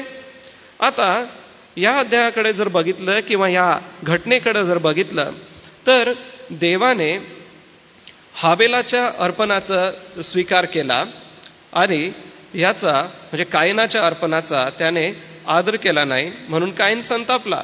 म्हणजे ह्याचा अर्थ त्याच्या मनामध्ये तो संशय आला की परमेश्वराने ह्याचं स्वीकारलं आणि माझं का नाही स्वीकारलं. बघा वचन 8 मध्ये त्याचं स्पष्टीकरण आहे. पण कायनाने त्याचा भाऊ हाबेल ह्याच्याशी बोलणे झाले आणि असे झाले की ते शेतात असता त्याने आपला भाऊ हाबेल ह्याला चालून जाऊन त्यास ठार केले. का ठार केलं बरं? त्याने आपल्या भावाला संपवलं का? कारण की माझं अर्पण देवाने मान्य केलं नाही, ह्याचं अर्पण मान्य केलं. एकच गोष्ट होती की पाप दाराशी टपून होतं. पाप दाराशी टपून होतं याचा अर्थ त्याने मनापासून ते अर्पण देवाला केलेलं नव्हतं. त्याच्या मनामध्ये कदाचित देवाला न आवडणारा असा स्वभाव असावा आणि म्हणूनच त्याच्या अर्पणाचा अनादर झाला व हाबेलाच्या अर्पणाचा स्वीकार झाला आणि कायनाने गमवून बसला. त्याला कोणी सांगितलं नाही की अरे हां, देवाने त्याचं अर्पण स्वीकारलंय आणि आता तू वाईट आहेस किंवा तुझं अर्पण चांगलं नाही आहे आणि देव तुझ्यावर नाराज आहे, असं आम्हाला इथं वाचायला मिळत नाही. वास्तविक त्याने अर्पण केल्यानंतर, देवाने ते स्वीकार केल्यानंतर नाही केला तर त्याने तिथं क्षमा मागणं गरजेचं होतं. त्याच्या मनामध्ये देवाप्रतीचं अर्पण करण्यासाठी ज्या मोठ्या अर्पण भावनेने तो आला होता ते अर्पण त्याने करायला हवं होतं. किंवा हाबेल करतोय म्हणून मी जाऊन ते करतो असा कदाचित त्याचा स्वभाव असेल. माझ्या भावाने अर्पण करायचं ठरवलंय, चढाओढ करावी म्हणून त्याने ते अर्पण केलं असेल, म्हणून देवाला ते आवडलं नाही. वचन 7 मध्ये स्पष्टपणे म्हटलेलं आहे, तू बरे केले तर तुझी मुद्रा प्रसन्न होणार नाही काय? याचा अर्थ त्याने बरं केलं नव्हतं, त्याने काहीतरी वाईट केलं होतं, म्हणूनच कायनाच्या अर्पणाचा स्वीकार झाला नाही. त्याला कोणी सांगितलं नाही, पण संशय त्याच्या मनात आला की अरे माझ्या भावाचं अर्पण परमेश्वराने स्वीकारलं, माझं नाही स्वीकारलं, आणि मग त्याने चाल करून आपल्या भावाला संपवलं. प्रियानो, संशय किती भयंकर आहे नाही का? असा संशय मनुष्याच्या मनात येता कामा नये. थोडंसं अजून पुढे जाऊया, निर्गमाचं पुस्तक काढूया. निर्गमाच्या पुस्तकामध्ये 16व्या अध्यायामध्ये जा. या 16व्या अध्यायामध्ये आम्हाला एक गोष्ट दिसते. देव या लोकांना मानना देतो. इस्रायली लोक जे आहेत ते वाळवंटामध्ये आहेत, आणि या वाळवंटामध्ये ते आल्यानंतर कुरकुर करत आहे. वचन 2 मध्ये बघा, निर्गम 16:2. त्या रानात इस्रायली लोकांच्या सर्व मंडळी मोशे व अहरोन यांच्या संबंधाने कुरकुर केली. इस्रायली लोक त्यांना म्हणू लागले की आम्ही मिस्र देशात मांसाच्या भांड्याभोवती बसून भरपूर जेवत होतो, तेव्हा आम्हाला परमेश्वराच्या हातून मरण आले असते तर पुरे असते, पण ह्या सर्व समुदायाला उपासाने मारावे म्हणून तुम्ही आम्हाला या रानात आणले आहे. आणि मग त्यांना लावे पक्षी पाहिजे होते, मांस हवं होतं. 12व्या वचनामध्ये बघा, इस्रायली लोकांची कुरकुर मी ऐकली असं परमेश्वर म्हणतो. त्यांना सांग, मी संध्याकाळी तुम्ही मांस खाल आणि संध्याकाळी पोटभर भाकरी खाल, म्हणजे मी तुमचा देव परमेश्वर आहे हे तुम्ही जाणाल. संशय मनामध्ये. ज्या परमेश्वराने तांबडा समुद्र विभागला, ज्या परमेश्वराने रात्री त्यांना गुलामगिरीतून काढलं, ज्या परमेश्वराने 10 पिढा आल्या, त्या 10 पिढांमध्ये इस्रायली लोकांना सांभाळलं. प्रथम पुत्राच्या मरणाची पिढा आली, त्यामध्ये इस्रायली लोकांनी दारबाह्यावर रक्त लावल्यामुळे त्यांच्या लेकरांना देवाने सांभाळलं. परंतु त्यांचं शत्रू राष्ट्र मिसरचं त्यांचा प्रथम पुत्र संपवला. त्यांच्यावरती 10 पिढा परमेश्वराने पाठवल्या. तांबडा समुद्र पार करण्यासाठी कोरड्या जमिनीतून जावं असं देवाने त्यांना नेलं. त्यांचा शत्रू जो घोड्याने रथ घेऊन येत होता तो समुद्रामध्ये गडप झालं, हे डोळ्यांनी त्यांनी पाहिलं. ही घटना घडण्याच्या पहिले मारा या ठिकाणी ते आले. कडू पाणी होतं, त्या कडू पाण्याला परमेश्वराने गोड केलं, त्यांना पाजलं. तरी त्यांच्या मनात संशय आला की परमेश्वराने आम्हाला अन्न देत नाही, परमेश्वर आम्हाला मांस देत नाही, परमेश्वर आम्हाला भाकर देत नाही. किती अवघड वाटतं नाही का? प्रियांनो, देव त्यांच्यासाठी इतक्या चांगल्या चांगल्या गोष्टी करत होता, तरी पण संशय मनामध्ये. अजून एक व्यक्ती आहे की ज्याच्या मनामध्ये संशय आला. 1 शमूएलाच्या 15व्या अध्यायात जा. 1 शमूएल ह्याचा 15वा अध्याय, आणि ह्या 15व्या अध्यायामध्ये शाऊल आम्हाला दिसतो. या शाऊलाच्या मनात असा संशय आला की लोक मला सोडून जातील, मी एकटा पडेल, आता माझं काय होईल. 1 शमूएल 15वा अध्याय आणि त्याची काही वचनं कृपा करून आपण नजरेसमोर ठेवा. यामध्ये वचन 16 बघा. शमूएल शाऊलास म्हणाला, पुरे कर, परमेश्वर मला रात्री काय म्हणाला ते मी तुला सांगतो. तो म्हणाला, सांग. आता झालं असं होतं की त्याला असं वाटत होतं की शमूएलाला यायला उशीर लागेल, आणि यायला अर्पण करण्यासाठी उत्तम जी गुरेढोरे राखून ठेवलेली आहे. वास्तविक देवाने त्यांना संपवायला लावलेलं होतं.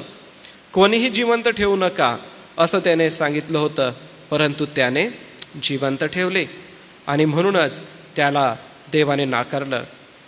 ज्या वेळेला शमूएल येतो त्यावेळेला तो गुरांचं हंबरणं ऐकतो, ते त्याच्या कानी पडतं, आणि लोकांना खुश करण्यासाठी शाऊलाने एक संशय त्याच्या मनात होता की अरे, शमूएल तर अजून आला नाही, संदेष्टा तर अजून आला नाही, लोक मला काय म्हणतील, लोक माझ्या संगती वाईट वागतील, असं त्याच्या मनामध्ये आलं, आणि म्हणून त्याने नाकारलं.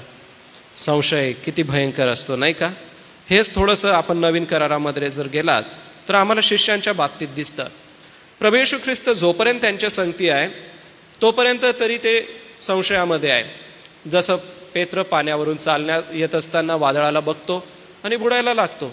जसं अगोदरच मी सांगितलं, 5 भाकरी आणि 2 मासे घेऊन किती टोपल्या उरल्या? 12 टोपल्या उरल्या. हे त्यांना दर्शक होतं की तुम्ही संशय धरू नका, मी तुमच्या सोबत आहे. ज्या वेळेला येशूने शब्द मात्र बोलला आणि वादळ शांत केलं, येशू शब्द मात्र बोलला, याईराची कन्या बरी झाली. कितीतरी गोष्टी त्यांचा संशय दूर करण्यासाठी परमेश्वराने केल्या. परंतु प्रियांनो, परमेश्वराच्या या समोर आम्ही ज्या वेळेला जातो त्यावेळेला आम्ही संशय कदापि करू नये. मनुष्याच्या जीवनामध्ये संशय हा 3 गोष्टीमुळे येत असतो. जसं आता हे उदाहरणं तर आपण पाहिले, परंतु यहुदा इस्कारियोतचं जर आपण उदाहरण पाहिलं तर फार भयंकर आहे. योहानाचा 13वा अध्याय कृपा करून काढा. आता यहुदा इस्कारियोमध्ये येशू ख्रिस्ताला धरून देण्यासाठी का प्रेरणा झाली? कारण की इस्कारियोती समुदायामधला तो होता आणि इस्कारियोती नावाचा जो समुदाय होता त्यांना असं वाटत होतं की रोमच्या गुलामगिरीतून आम्हाला सोडवायला येशू ख्रिस्त आलेला आहे आणि येशूच्या गटात जर आम्ही राहिलो तर रोमच्या गुलामगिरीमधून आमची सुटका होईल आणि आमचा राजा येशू होईल. पण येशूने जगातलं राज्य नाही, सार्वकालिक राज्य सांगितलं.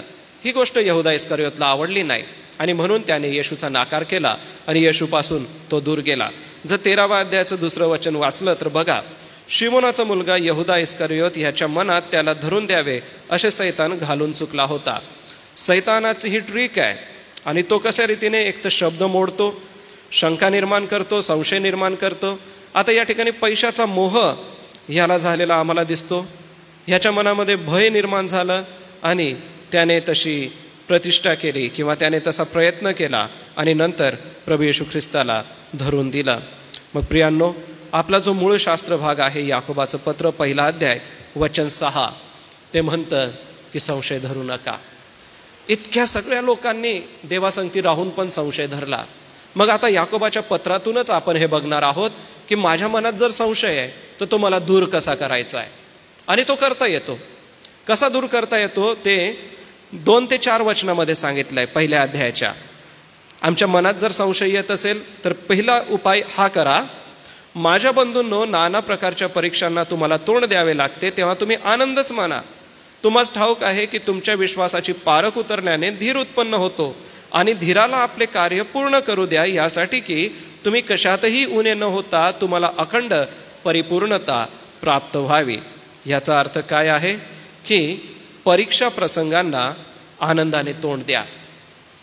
संशय मनात येतो, देवाविषयीच्या शंका मनात येतात, तर जीवनामध्ये ज्याही परीक्षा प्रसंगाला तुम्हाला सामोरं जावं लागतं आनंदाने सामोरं जा. मग आता परीक्षा म्हणजे नेमकं काय ह्याचं स्पष्टीकरण मी पहिल्या रविवारी दिलं होतं. त्यात वेळ न घालवता मी आपल्याला हे सांगतो की परीक्षा म्हणजे नेमकं काय आणि परीक्षा म्हणजे काय नाही. तर या ठिकाणी वासना म्हणजे परीक्षा नाही आहे. कृपा करून खालील वचन बघा की वासना काय होते, गर्भवती होते आणि मग ती पुढे पापाला जन्म देते.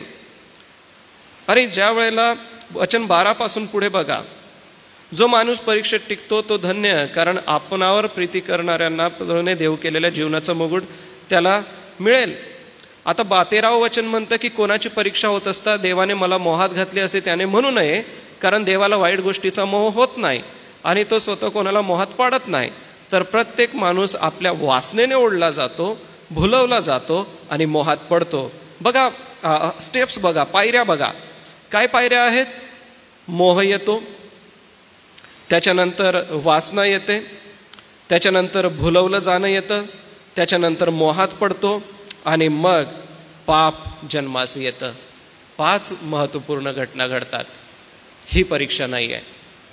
आमच्या मोहामुळे, आमच्या वासनेमुळे आम्हाला जर एखाद्या प्रसंगाला सामोरं जावं लागलं तर ती परीक्षा समजू नये. खूप सारे ख्रिस्ती विश्वासणारे म्हणतात की देवाने माझी परीक्षा पाहिली. प्रियांनो, देव या बाबतीत परीक्षा पाहत नाही. या बाबतीमध्ये तुम्ही आणि मी स्वतःच्या चुकीने पडतो, कारण स्वतःच्या वासना आम्हाला पापाकडे घेऊन जातात, स्वतःचा मोह आम्हाला पापाकडे घेऊन जातो.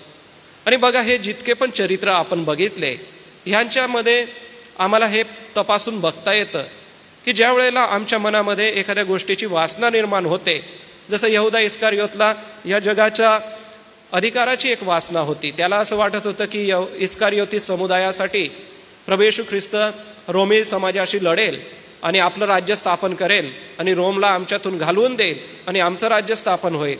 ही इच्छा काय पूर्ण झाली नाही आणि म्हणून त्याने धरून दिलं. प्रियांनो, आमच्या मनामध्ये येणाऱ्या वासना, आमच्या मनामध्ये येणाऱ्या मोह हे आम्हाला परीक्षा नाही आहे. मग खरी परीक्षा काय आहे? तर खरी परीक्षा काय आहे हे समजण्यासाठी थोडंसं आपण इब्री लोकास पत्राकडे जाऊया. इब्री याचा 11वा अध्याय आणि वचन 17 हे मी तुमच्यासाठी वाचतो. त्याच्यामध्ये आम्हाला हे समजून येतं की देवाच्या दृष्टीने परीक्षा म्हणजे नेमकं काय आणि देव पारखतो म्हणजे आम्हाला तपासतो. इब्री याचा 11वा अध्याय आणि वचन 7 बघा. तोपर्यंत जे पाहण्यात आले नव्हते त्याविषयी नोहाला सूचना मिळाली आणि आदरयुक्त भयाने त्याने आपल्या कुटुंबाचा आदरयुक्त भयाने त्याने आपल्या कुटुंबाच्या तारणासाठी विश्वासाने तयार केले. या विश्वासाच्या द्वारे त्याने जगाला दोषी ठरवले आणि विश्वासाने प्राप्त होणारे जे नीतिमत्व त्याचा तो वतनदार झाला. आता या ठिकाणी आम्हाला त्याची परीक्षा दिसत नाही, परंतु जो विरोध किंवा ज्या लोकांमध्ये तो होता त्या लोकांची मनस्थिती आम्हाला दिसते. आणि थोडंसं पुढे जर आपण गेलं तर 17व्या वचनात बघा, अब्रामाने आपली परीक्षा होत असता विश्वासाने इसाकाचे अर्पण केले. याचा अर्थ काय की परीक्षा म्हणजे काय की तुमचा विश्वास पारखलं जाणं म्हणजे परीक्षा आहे. परीक्षा म्हणजे मोह नाही, परीक्षा म्हणजे वासना नाही, परीक्षा म्हणजे देव मला छळामध्ये टाकतो असंही नाही.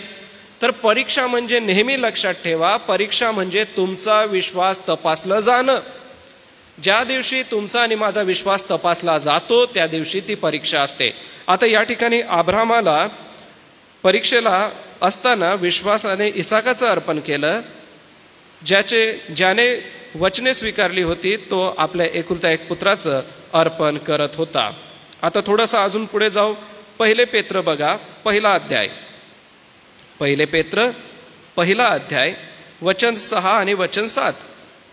त्याविषयी तुम्ही उल्हास करता, तरी तुम्ही आता थोडा वेळ भाग पडले तसे निरनिराळ्या परीक्षांमुळे दुःख सोसले.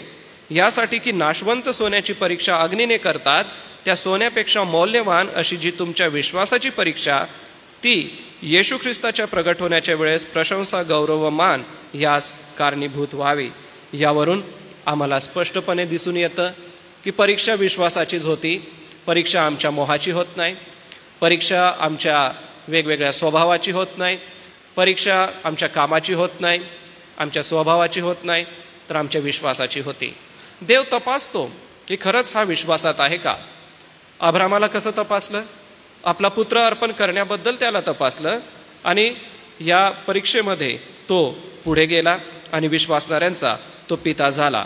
विश्वासणाऱ्यांच्या बाबतीत आम्हाला परीक्षा विश्वासामध्येच होतात. उदाहरणार्थ इयोबाचं उदाहरण बघा. इयोबाचे पुत्र मेले, धनसंपत्ती गेली, गुरढोरं गेले, सगळं काय गेलं, त्याचं आरोग्यसुद्धा गेलं. त्याची पत्नी म्हणते की देवाला दोष द्या आणि मरून जा.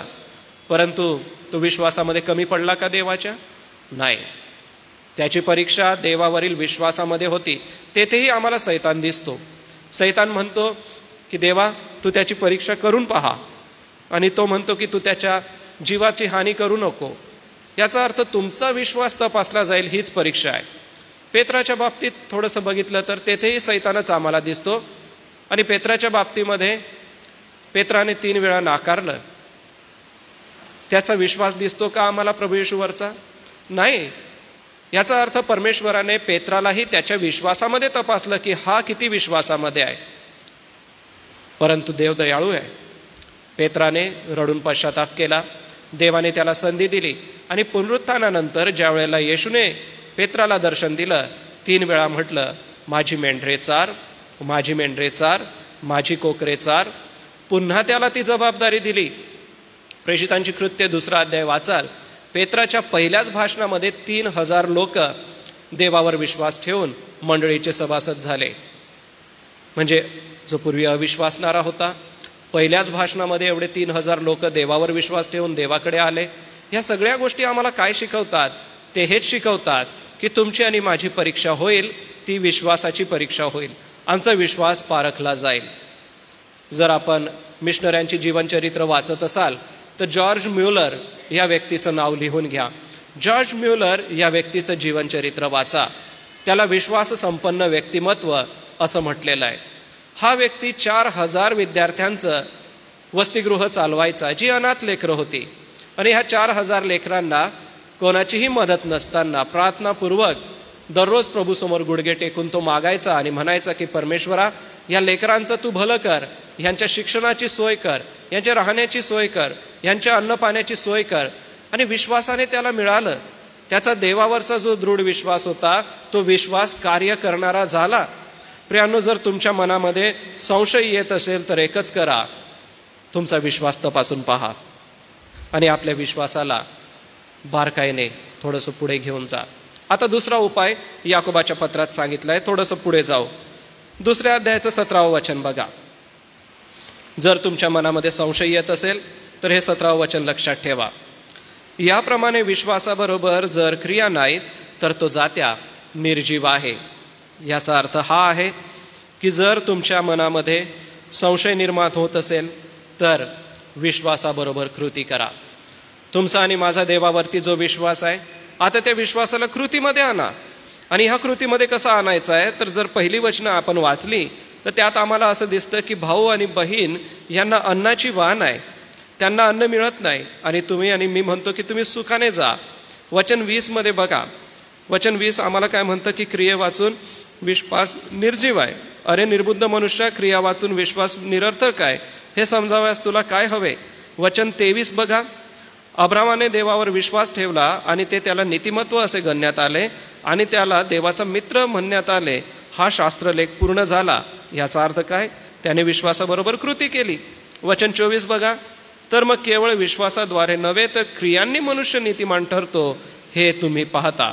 मग प्रियांनो, आपण एक लक्षात ठेवा की जेव्हा पण आपल्या मनामध्ये संशय येईल त्यावेळेला काहीतरी विश्वासाची कृती करा. 25 वचन बघा, या ठिकाणी राहाब वेश्या आहे, तिने देवाच्या जासूजांचा पाहुणचार केला आणि तिच्या या कृतीमुळे ती नीतिमान ठरली. नीतिमान ठरणं हा शब्द छोटा आहे पण त्याचा अर्थ मोठा आहे. नीतिमान ठरणं म्हणजे देवासमोर उभं राहण्यासाठी लायक ठरणं किंवा पात्र ठरणं. ज्या देवाला बघण्याची मोशेने इच्छा दर्शवली परंतु देवाचं दर्शन त्याला झालं नाही, त्या देवासमोर उभं राहण्याची लायकी आणि पात्रता मिळणं म्हणजे नीतिमान ठरणं. केव्हा, ज्या वेळेला तुम्ही तुमच्या विश्वासाला कृतीत आणाल. ज्या वेळेला आपण विश्वास कृतीमध्ये आणतो त्यावेळेला आम्हाला संशयामधून आपोआप बाहेर निघता येतं, दुसरं काय करण्याची गरज नाही. आणि असे पवित्र शास्त्रामध्ये व्यक्ती होऊन गेले की ज्यांनी आपल्या विश्वासाला कृतीमध्ये आणलं. आणि अब्रामाने आपल्या मुलाचं ज्या वेळेला अर्पण केलं त्यावेळेला ते कृतीमध्ये आणलं. आता पुन्हा मी आपल्याला पवित्र शास्त्रामध्ये बघायला लावेन. इब्री लोकास पत्र कृपा करून आपल्या नजरेसमोर काढून ठेवा आणि बघा, ह्या लोकांनी आपल्या विश्वासाला कृतीमध्ये आणलं. इब्री लोकास पत्राचा 11वा जो अध्याय आहे, हा 11वा अध्याय विश्वासाबद्दल बोलणारा अध्याय.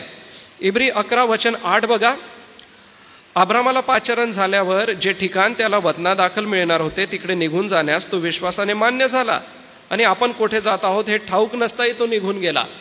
याला म्हणतात विश्वासाद्वारे कृती करणे. आता वचन 7 बघा, ह्याच इब्री 11 मध्ये 7वं वचन, तोपर्यंत जे पाहण्यात आले नव्हते त्याविषयी नोहाला सूचना मिळाली आणि नोहाने काय केलं, आदरयुक्त भयाने त्याने आपल्या कुटुंबाच्या तारणासाठी विश्वासाने तारू तयार केले. त्या विश्वासाच्या द्वारे त्याने जगाला दोषी ठरवले आणि विश्वासाने प्राप्त होणारे जे नीतिमत्व त्याचा तो वतनदार झाला. ह्याचा अर्थ काय केलं, आपल्या विश्वासाला कृतीमध्ये आणलं. आता 23वं वचन बघा, याच 11व्या अध्यायातलं. मोशे आम्हाला त्या ठिकाणी दिसतो. मोशे जन्मल्यावर त्याच्या आईबापांनी विश्वासाने त्याला 3 महिने लपवून ठेवले कारण ते मूल सुंदर आहे असे त्यांनी पाहिले व त्यांना राज्याच्या आज्ञेचे भय वाटले नाही. का वाटले नाही, कारण त्यांनी आपल्या विश्वासाला कृतीमध्ये आणलं.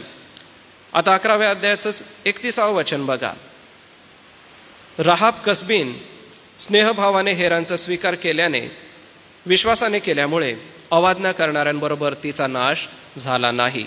ह्यालावरून काय दिसतं की आपला विश्वास त्यांनी कृतीमध्ये आणला. प्रियांनो, कितीतरी उदाहरणं आहेत पवित्र शास्त्रातली की ज्या लोकांनी आपल्या विश्वासाला कृतीमध्ये आणलं. जसं दाविदाने गल्ल्याथाला मारलं, 1 शमूएल 17वा अध्याय. त्याचा विश्वास परमेश्वरावरती होता म्हणूनच त्याने हे केलं. जर आपण मरियेच्या जीवनात बघितलं लूक 1:38 मध्ये, तर ती काय म्हणते, पहा मी प्रभूची दासी, आपण सांगतात त्याप्रमाणे मला हो. देवदूताला ती म्हणते. मरियेने आपल्या विश्वासाला कृतीमध्ये आणलं आणि त्या बाळकाचा स्वीकार केला. आणि म्हणून आपणही आपल्या जीवनामध्ये विश्वासाला कृतीमध्ये आणा. पुन्हा एक वार सांगू इच्छितो, मिशनऱ्यांचं जीवनचरित्र वाचत असाल तर पंडिता रमाबाई यांचं जीवनचरित्र नक्की वाचा. पंडिता रमाबाई यांच्या जीवनातल्या खूप सुंदर सुंदर साक्ष त्यांनी लिहून ठेवलेले आहे. विश्वासाने त्यांनी कृती केली प्रत्येक गोष्ट. मग त्या आश्रमामध्ये असलेल्या महिलांसाठी, स्त्रियांच्या शिक्षणासाठी, सामाजिक बदल व्हावा यासाठी, स्त्रियांनी स्वावलंबी बनावं यासाठी त्या नेहमी प्रार्थना करत होत्या आणि विश्वासाने कृती करत होत्या. प्रियांनो, जर तुमच्या मनामध्ये संशय निर्माण होत असेल तर कसल्याही प्रकारचा संशय मनामध्ये येऊ देऊ नका. हा संशय दूर करा आणि नेहमी विश्वासाने कृती करत राहा. आता तिसरा उपाय, जर संशय मनात येत असेल तर याकोबाचं पत्र 3 अध्यायाचं 5 आणि 6 वचन बघा. याच अध्यायातून उत्तर आपण शोधत आहोत. संशय जर मनात येतो तर या 3 अध्यायामध्ये 5 आणि 6व्या वचनात एक उपाय सांगितलेला आहे. तो उपाय हा आहे, जीभ ही आग आहे, ती अनितीचे भुवन आहे. आपल्या अवयवात सर्व शरीर अमंगळ करणारा अवयव जीभ आहे. ती सृष्टीचे चक्र पेटवणारी आणि नरकाने पेटलेली अशी आहे. श्वापदे, पक्षी, सरपटणारे प्राणी व समुद्रातील जीव या प्रत्येकाचा स्वभाव मनुष्याला वश होत आहे आणि झाला आहे, परंतु मनुष्यापैकी कोणीही जिभेला वश करण्यास समर्थ नाही. संशय जर मनात येतो तर आपल्या जिभेकडे लक्ष देणं गरजेचं आहे. आता अगोदरची जर वचनं वाचली तर घोड्याला लगाम घातल्यानंतर घोडा नियंत्रणात येतो. जहाज मोठं असतात पण सुकानदाराच्या इच्छेनुसार ते वळत नाही. याचा अर्थ कितीही मोठी गोष्ट असो त्याला नियंत्रणात करता येतं, परंतु मनुष्याच्या जिभेला मनुष्याला वश करता येत नाही. आणि ज्या वेळेला मनुष्याच्या शब्दांनी बोललं जातं ते शब्द देवाविषयीचा संशय निर्माण करतात. म्हणून तुमचं आणि माझं बोलणं हे कसं आहे हे आपण लक्षात घ्या. आपल्या बोलण्यामध्ये आम्हाला कदापि संशयास्पद बोलणं नसावं. आमच्या बोलत असताना आमच्या शब्दांमध्ये चांगलेपणा असला पाहिजे. आता पुन्हा एक पुस्तक आपण बघू, ते आहे नीतिसूत्रेचं. आता ह्या नीतिसूत्रेच्या पुस्तकामध्ये बघूया की आमचे जे बोललेले शब्द असतात, या बोललेल्या शब्दांमुळे आमच्यावर चांगला परिणाम होतो आणि आमच्यावर वाईट परिणाम सुद्धा होत असतो. ह्यासाठी नीतिसूत्रे ह्याचा 15वा अध्याय कृपा करून काढा आणि ह्याचं पहिलं वचन बघा. मृदू उत्तराने कोपाचे निवारण होते, कठोर शब्दाने क्रोध उत्तेजित होतो. जीभ कशी आहे? आग आहे असं म्हटलेलं आहे, अनितीचे भुवन आहे असंही म्हटलेलं आहे. मग संशय का निर्माण होतो? कारण की आमचे शब्द, आमची जीभ आम्हाला तसे शब्द बोलायला लावचे. या ठिकाणी देवावरचा जो संशय आहे तो आमच्या बोलण्यातून निघतो. मृदू उत्तर नेहमी द्या. आता 12वा अध्याय बघा नीतिसूत्राचा आणि वचन 18 बघा. 12 आणि वचन 18. कोणी असा असतो की तलवार भोसकावी तसे अविचाराचे भाषण करतो, परंतु सुज्ञाची जिभा आरोग्यदायी आहे. जसं मी आपल्याला आधीच म्हटलं की आपली जीभ आपल्याला नियंत्रणात ठेवली पाहिजे. असं बोललं जातं जणू काय आम्ही भोसकतो एकमेकांना, असं बोललं जातो. आता 13वा अध्याय वचन 3 बघा. जो आपले तोंड सांभाळतो तो आपला जीव राखतो, जो आपले तोंड वाचतो त्याच्यावर अरिष्ट येईल. म्हणजे संशय का निर्माण होतात? आम्ही तोंड वाचल्यामुळे निर्माण होतात. बरं, आता थोडंसं पुढं जा. 16व्या अध्यायाचं 28वं वचन बघा. नीती 16:28. त्यात काय म्हटलंय? कुटील मनुष्य वैमनस्य पसरतो, कानास लागणारा मोठ्या स्नेहात फूट पाडतो. वैमनस्य आमच्या शब्दांद्वारेच निर्माण होत असतं. म्हणून प्रियांनो, हे सगळी शब्द आपल्या समोर आहे, म्हणून आम्हाला आमच्या शब्दांवर नियंत्रण ठेवलं पाहिजे. संशय जर मनामध्ये येतो तर हे शब्द लक्षात ठेवा. हे संशय आम्हाला दूर करायचे आहे, कारण की आमचे जे शब्द आहे ते शब्द आम्हाला कठीण परिस्थितीकडे नेतात. येशू ख्रिस्ताला किती कठीण शब्दांचा सामना करावा लागला होता बघा.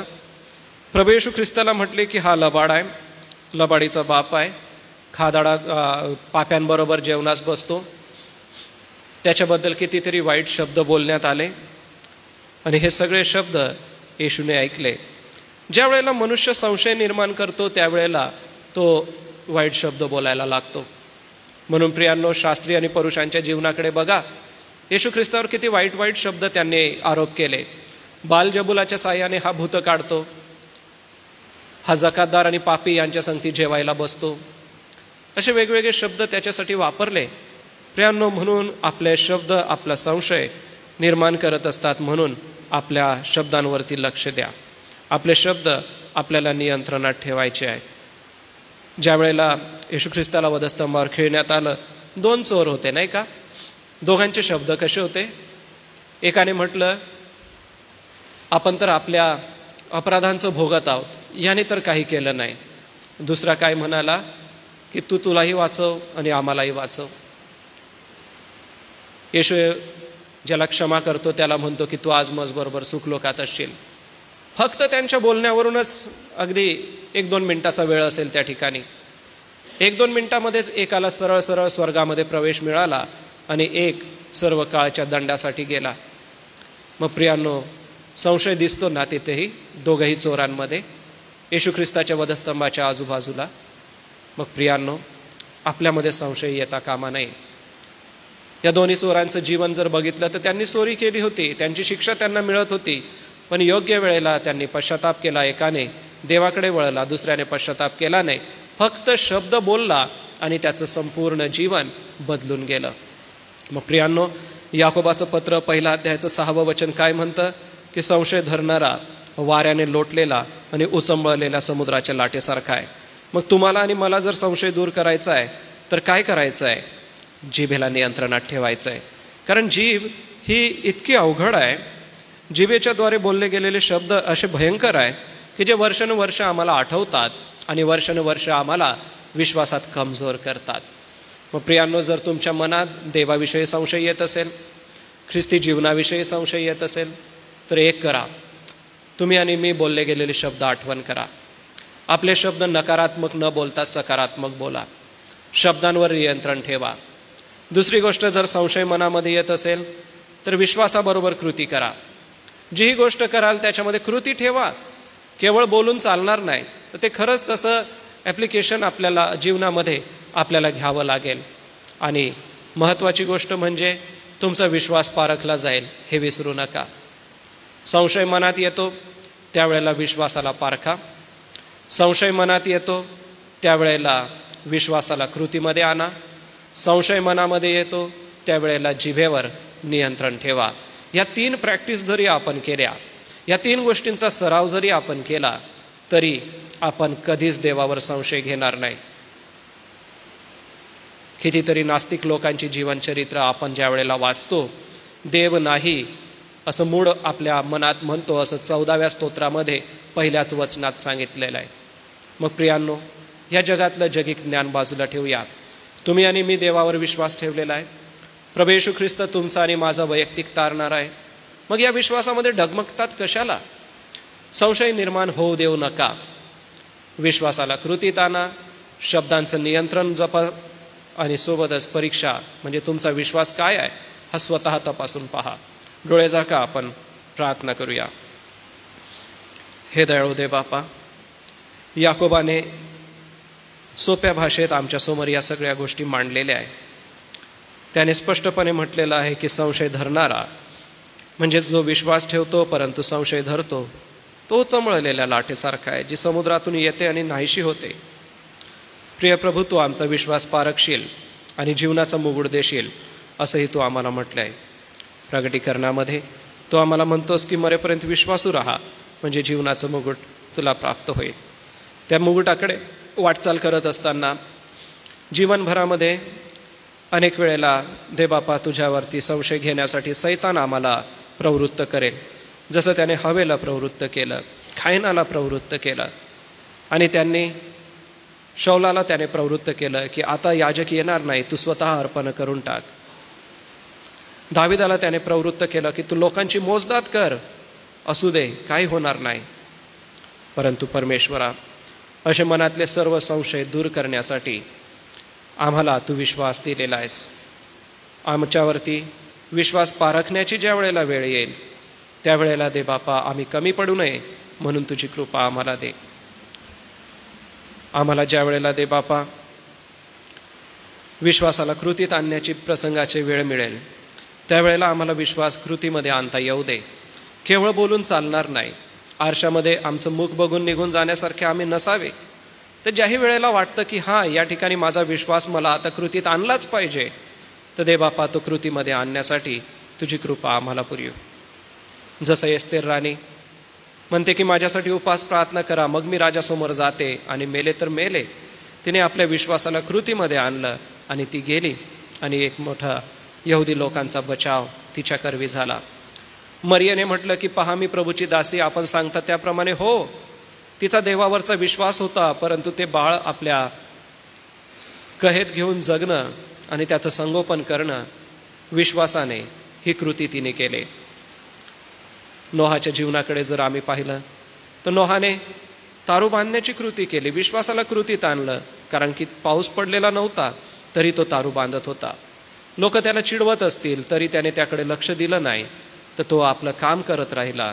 त्याने आपल्या विश्वासाला कृतीमध्ये आणलं. प्रिय प्रभू, आम्हीही आमच्या विश्वासाला कृतीत आणावं यासाठी तुझी कृपा दे.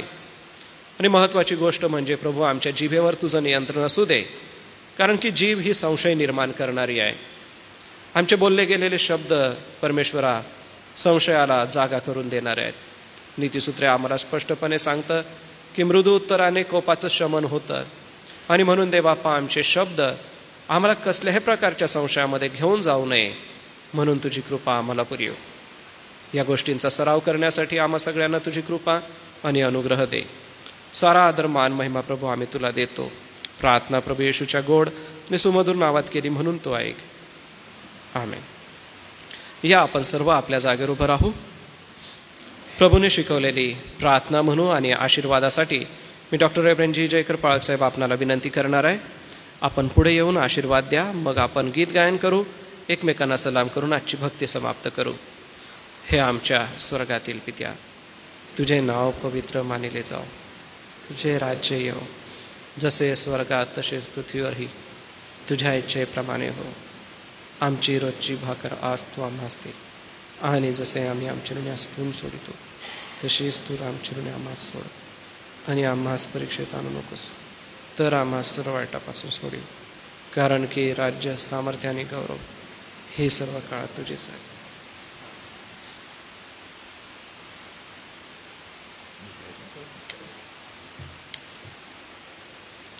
आता आपल्या तारणाऱ्या प्रभू येशू ख्रिस्ताची कृपा, देवजो बाप्याची प्रीती आणि पवित्र आत्म्याची सहभागिता आपणा सर्व विश्वासणाऱ्यांबरोबर, देवाची मंडळी आणि इस्रायल राष्ट्र ह्याबरोबर आता आणि सदा सर्व काळ होत राहो. आमेन.